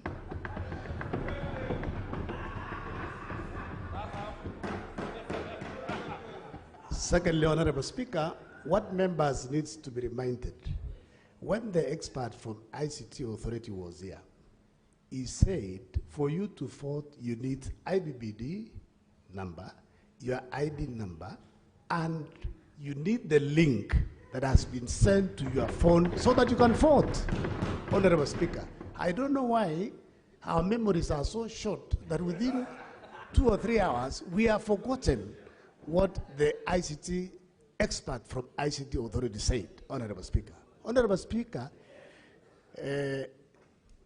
secondly, Honorable Speaker, my colleague, Senator Osotsi, said the logs that were produced by the expert from ICT Authority are the same as the ones in volume 4A of the County Assembly. That confirms, Honorable Speaker, that what the expert brought is exactly what was done at the County Assembly. Third, Honorable Speaker,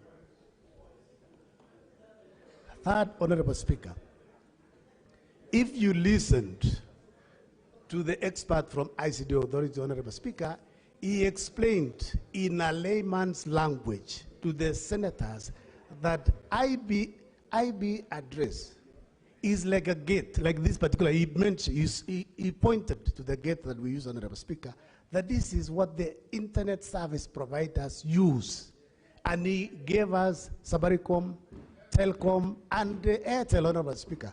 So this, the location where my colleagues are saying, it is where the service providers location were, Honorable Speaker. Honorable Speaker, there is a question that I put to the 2 experts that did you undertake penetration test? The expert from the governor did not answer that question. The expert from ICT Authority, Honorable Speaker, said there were several penetrations that failed, and it is in the report. And he said he attempted to do it, and it was not possible, Honorable Speaker, to do it. So I want to urge my colleagues, for the benefit and of the people of Kericho County, I'm requesting and asking you, honorable members, let us support the motion, and then we move to the real issues, so that the people of Kericho County can get justice. Order, Honorable Speaker, Senators. Protect me from some members. Order. We don't know where they have come from this night, Honorable Speaker. Order, Honorable Senators. Order. Order. Senator Fernandi. Order. Senator Fernandi. Order, Honorable Senators. Now, Senator Fernandi.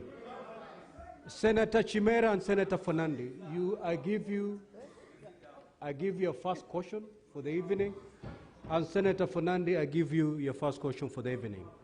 Any other disorderly conduct, I'll throw you out of the chamber. Conclude. Honorable Speaker, as an expert who still practices, and I practiced from 2nd of November 1994, after working.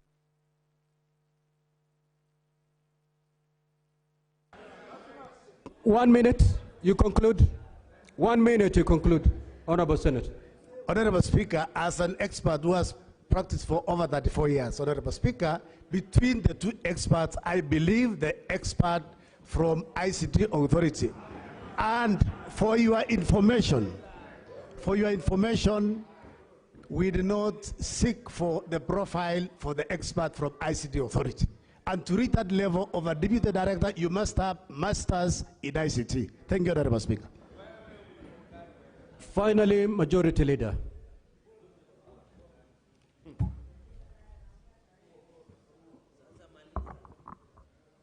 Mr. Speaker. Majority Leader, will 5 minutes be okay? No, Mr. Speaker. You know, I tried not to speak during this entire process. Anyway, I will try, Mr. Speaker. Try, because if you see at the clock, we're at 11, and you know exactly what that means. Okay, I understand. So Speaker. keep it under 5 minutes. Mr. Speaker, I must record that this has been a very difficult 3 days. I've sat here for many years transacting impeachments, but I didn't know the feeling when your own county is on trial. It's embarrassing, Mr. Speaker, traumatizing, and heartbreaking. Mr. Speaker, I must register my appreciation to colleagues in this House. First, for agreeing to listen to our issues. That you must receive in great measure from the people of Kericho. Up to this point, Mr. Speaker, I want to pass my appreciation to this House because as of Wednesday morning, when this trial began, Mr. Speaker, there were doubts in the minds of many people in Kericho that this impeachment hearing was going to go the way of the previous impeachment hearing, Mr. Speaker, where the county assembly was sent back with a bundle of documents without listening to what are the issues that the people of Kericho are facing. For that, I must register my appreciation, colleagues. Secondly, Mr. Speaker, I have taken time to follow this exercise for the last 3 days. When Mr. Alfred Korir, and I'll limit my conversation on this topic, Mr. Speaker, to purely on the motion that is before us, but if should time allow, I'll say something at the end of it. I listened to the first gentleman who was brought here, Mr. Alfred Korir, the ICT gentleman from the County Assembly. And he explained himself quite clearly on the exercise that took place on that particular day of voting, Mr. Speaker, up to the end. When the counsels for the governor rose and poked holes into his presentations, they created some level of doubt in me. And I said, perhaps, maybe, there is something that is in there. Mr. Speaker, as a son of Kericho, I know many people that work in the County Assembly of Kericho. Therefore, out of the abundance of caution, I made specific phone calls to the people who sat in the chamber as the members of the County Assembly were voting. And I asked them specific questions, because this case has finally boiled down to the 3 votes of the MCA for Kapkatet, the MCA for Kapkurgerwet, and the MCA for, I forget the other, Cheplanget, Mr. Speaker. And I asked them specifically, please tell me, as your senator, what I need to tell my colleagues when I eventually rise to speak to them.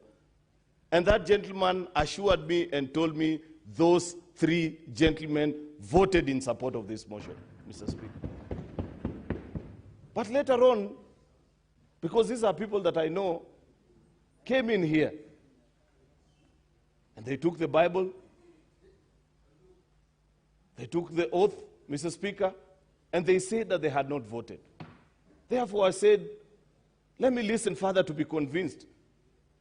As fate would have it, Mr. Speaker, in your usual wise way, You guided this House that perhaps we needed the opinion of an independent expert, somebody who's neutral to the conflict, somebody who has no interest to protect, somebody who just wants to serve their country and guide the Parliament of the Republic of Kenya to make the right decision, Mr. Speaker. I said I'll listen to that one. Mr. Speaker, the gentleman that came here, I have never met him. I want to believe that he has very little interaction, perhaps with the people of Kericho, save for the fact that he was executing an assignment granted by this House, Mr. Speaker. He has returned to this House a verdict. In fact, Mr. Speaker, I want to ask, why are we debating this motion? I thought you already gave a ruling that because we cannot make an impartial decision for one reason or the other, maybe for want of understanding of technology, Mr. Speaker, or because of other interests, let us invite an expert to guide us. An expert has gone through the system. They have given us a result. What are we debating, Mr. Speaker? Why are we voting, Mr. Speaker? Mr. Speaker, we are being unfair to ourselves, even procedurally, as a House. Why did we call experts? It's because we knew, even amongst ourselves, Mr. Speaker, the so-called IT experts in the House will not agree. Mr. Speaker, at least I have listened to Senator Kisang, somebody that I respect so much. I have gone to his private office. I know that he practices IT. But you know, Mr. Speaker, nowadays everybody, even somebody just downloads WhatsApp onto their phone, and they all of a sudden they say they are ICT experts. Mr. Speaker. Majority Leader. Yes, Speaker. Are you therefore suggesting that the Senate is wrong by bringing this motion? Correct. I am very clear in my mind, Mr. Speaker, that upon the tabling of this report by the expert, as per your direction, we should have proceeded to look into the issues.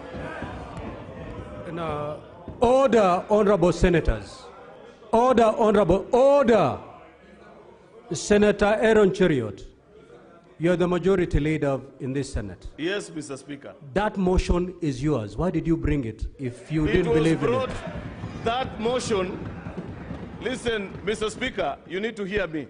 I am now speaking as a senator representing the people of Kericho. That motion has been brought by the office of the majority leader. Proceed, Senator, proceed. The most useful thing for me, Mr. Speaker, in this House, before being majority leader, is first to represent the interests of the people of Kericho. And that is what I am doing. Mr. Speaker, I want to remind you something. That as you listen to colleagues contribute, I want to urge colleagues that you can disagree with the things that have been said. But honestly... Order, Senator for Meru and Senator for Nairobi City County. Allow the majority leader speaking at the Senate of Kericho. This is a very emotional moment for him. The only thing you can do is to support. Proceed. Proceed. Mr. Speaker,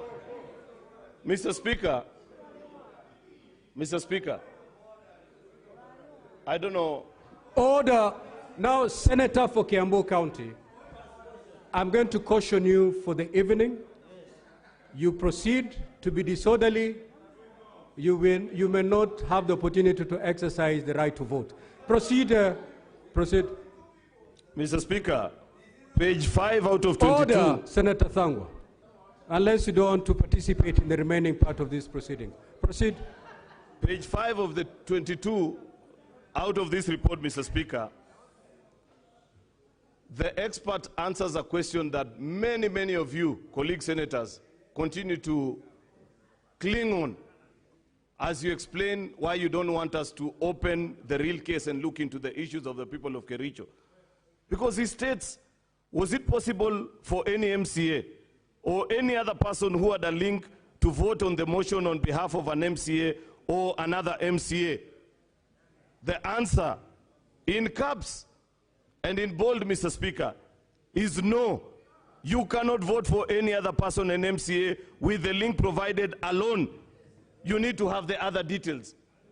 And Senator Kisang, together with that expert, Mr. Speaker, have already debunked this theory by the governor's team, Mr. Speaker, that there are MCAs who voted for others.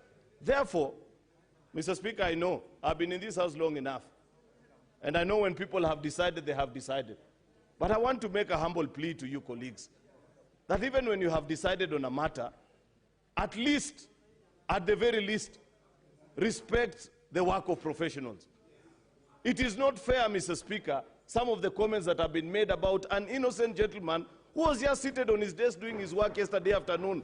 It is us who invited him to come to this house. That gentleman, Mr. Speaker, had no business coming here. How can we invite a gentleman to this house, Mr. Senator Speaker? Hazana, you're disorderly. Proceed. Mr. Speaker, I'm about to conclude, so I want to plead that my colleagues listen to me.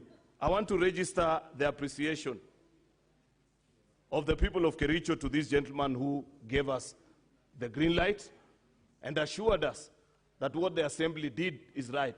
Not because I have anything against the governor, Mr. Speaker. This gentleman is somebody I know very well. This gentleman, Mr. Speaker, is a governor duly elected. But I wanted to listen to the things that the MCAs have alleged.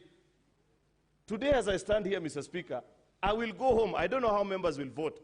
I want to plead with you, Mr. Speaker, not the Speaker actually, with you colleague members, that allow us the opportunity, at least so that the people of Kericho can know what exactly the Senate of the Republic of Kenya thinks on all the issues that the County Assembly has brought before you.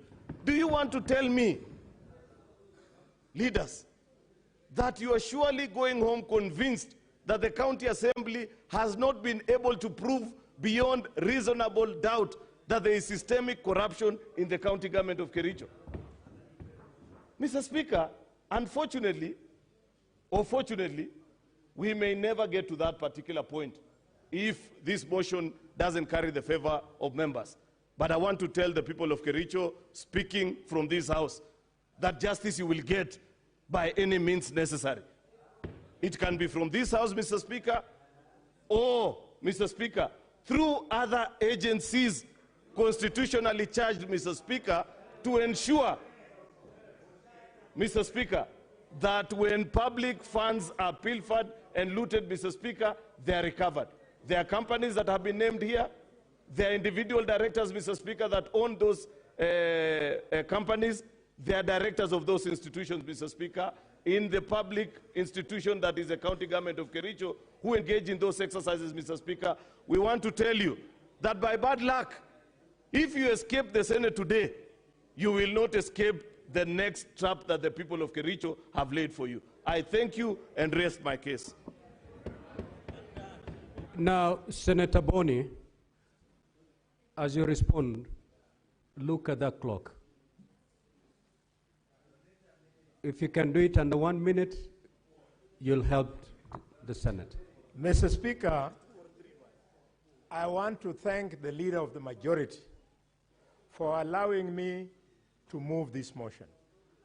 I am very, very satisfied and happy for the reason that the House has now risen to the level it should be as a house of debate. You are not supposed to agree. You are not supposed to agree. You are supposed to disagree and then convince your colleague for him to see your point. You've done very well, colleagues. Vote the way you want. But let me, as I appeal to you, that we allow this motion to go on until we hear the full motion, let me appeal to you something I learned in medical school, a professional. My professor of orthopedics, Professor Mulimba, was approached by a medical student whose father was suffering from diabetes. And Mulimba said, for you to treat this diabetes, the problem is the rotten foot. Let us amputate. The boy said, no, you are a professor, but you cannot amputate the limb of my father. Beg as professor begged. The boy refused.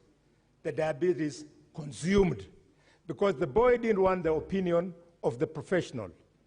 Luvoga has been here a professional. Pay attention to him. He is right. whether you like it or not. I move. Now, honorable senators, we are moving to division. We are going to vote on this first motion. Now, voting shall be by delegation, and therefore I will ask the sergeant at arms to ring the division bell for 2 minutes.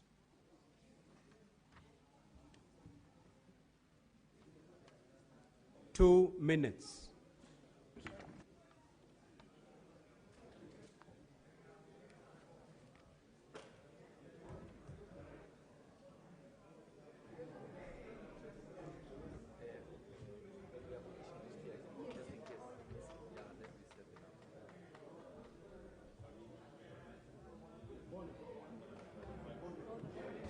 The moment you bank on it, ni kama inaachana, so zingine, are they okay? Yes.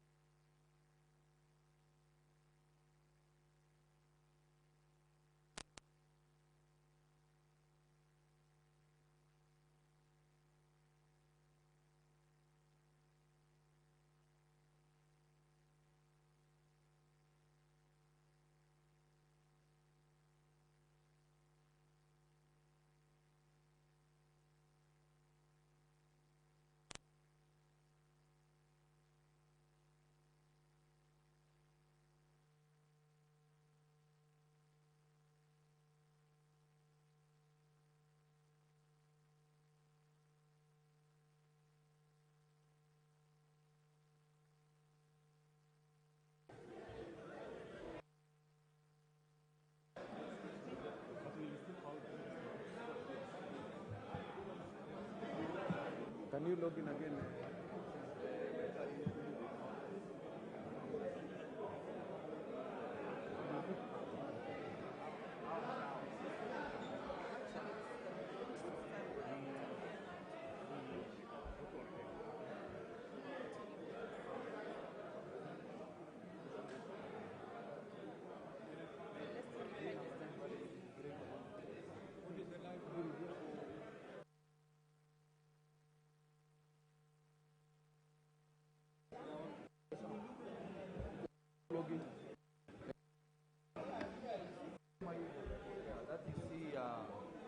Mambo. Okay. We will use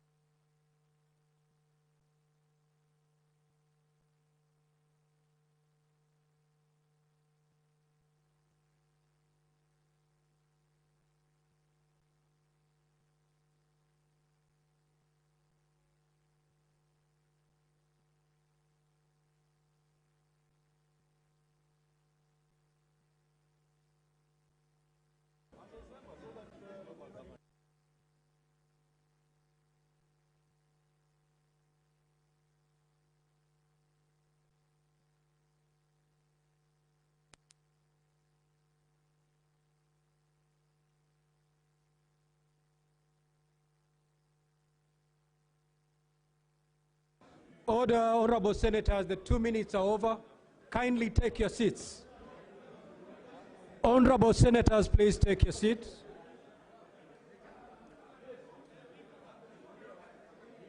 Senator for Kitui. Honorable senators, kindly take your seats. Senator Bass and Deputy Speaker.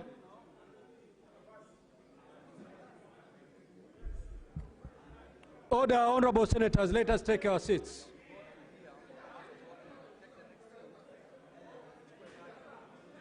Senator Okio Omtata.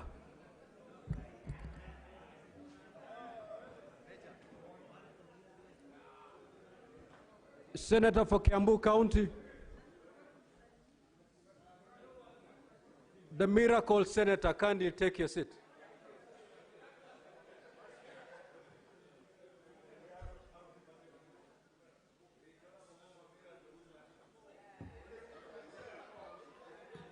Order, order, order, Senator Eddy. Now, honorable senators will move to vote.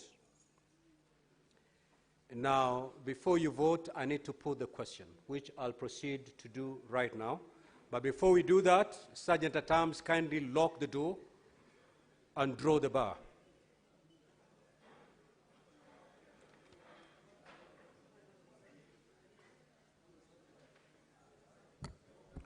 Senator Boy Issa.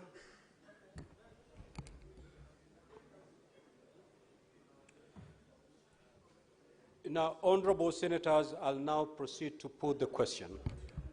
Order, Senator Fomeru. That aware that pursuant to Article 181 of the Constitution and Section 33 of the County Governments Act, on Friday, 15th of August 2025, the County Assembly of Kericho approved a motion for the removal from office by impeachment of Honorable Dr. Eric Kipkoech Mutai, Governor of Kericho County. Noting by a letter reference number KCA/SP/3 Volume 1 into brackets 39, dated Friday, 15th of August 2025, and received in the office of the Speaker of the Senate on Monday, 18th of August 2025, the Speaker of the County Assembly of Kericho informed the Speaker of the Senate, Senator Mundegi,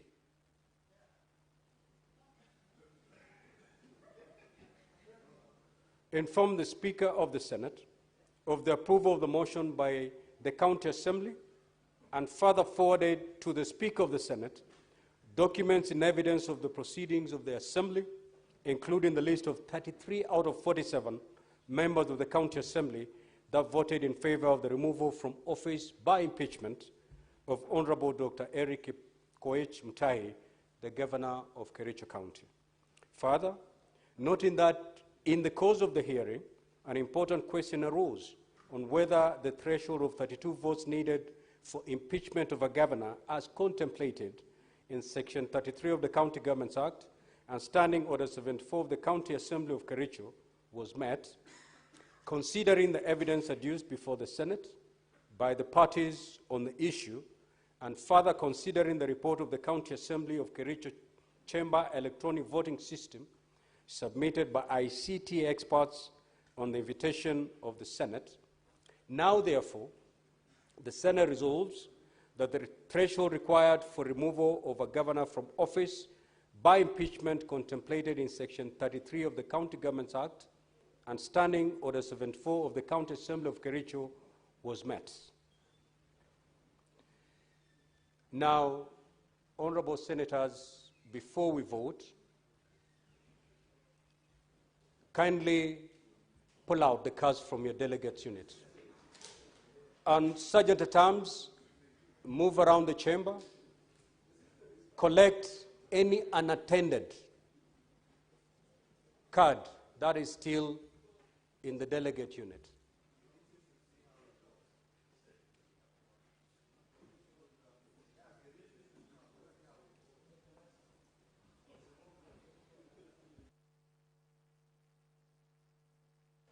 Sergeant at Arms, if you're done with that exercise, kindly let me know.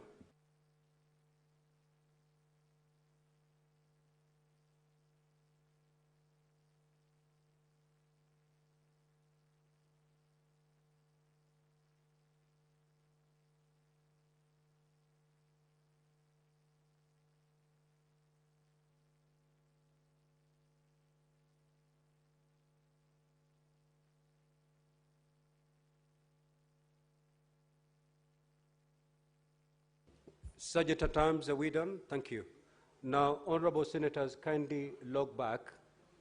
Now, before you vote, let me make it very clear so that we do not make mistakes. If you vote yes, you're basically saying yes, the threshold was met. If you vote no, you're saying no, the threshold was not met, and therefore this matter ends here. Have you logged in? Honorable senators, you may now proceed to vote.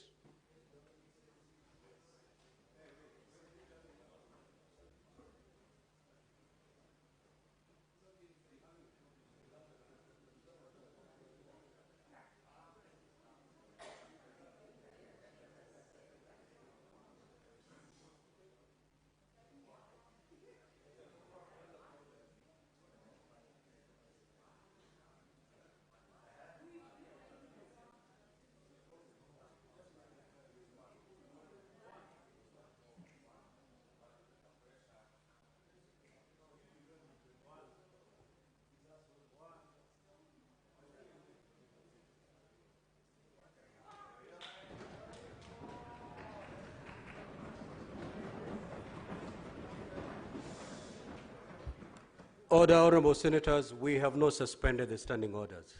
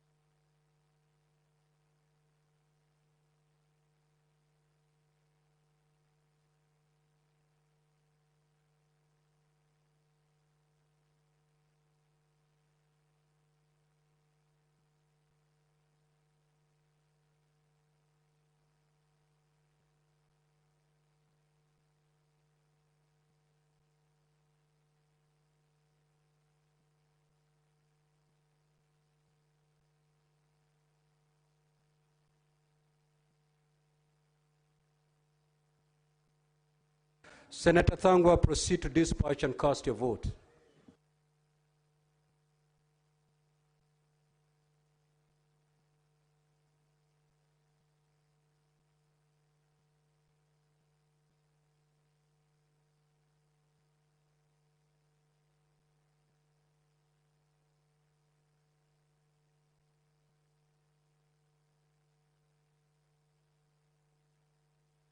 Senator Thangwa, proceed to cast your vote, please.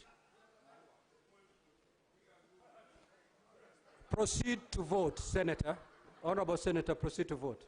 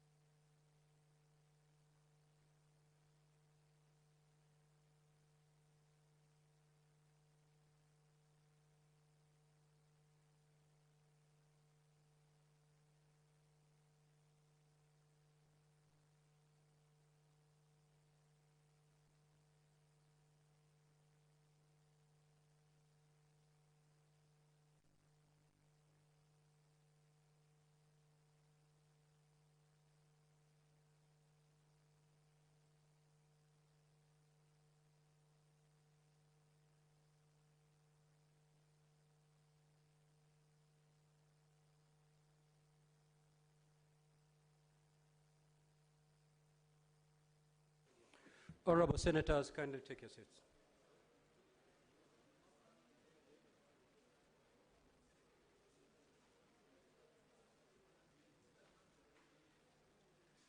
Senator Boni, please, would you wish to sit there or you want to proceed to your usual seat?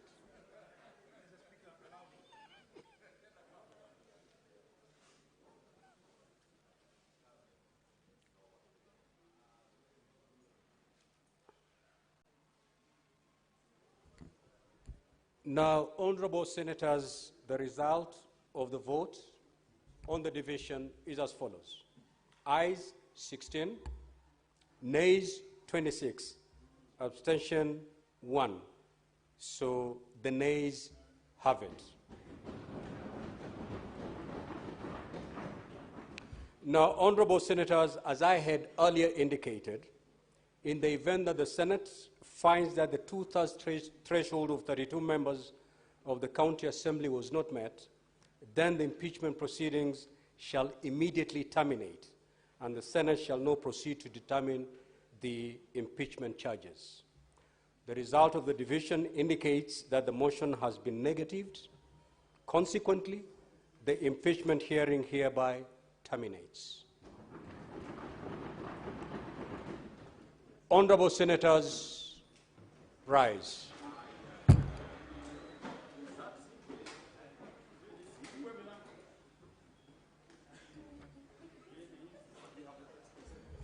There being no other business to transact, this Senate stands adjourned until Tuesday, 23rd of September, 2025 at 2:30 p.m.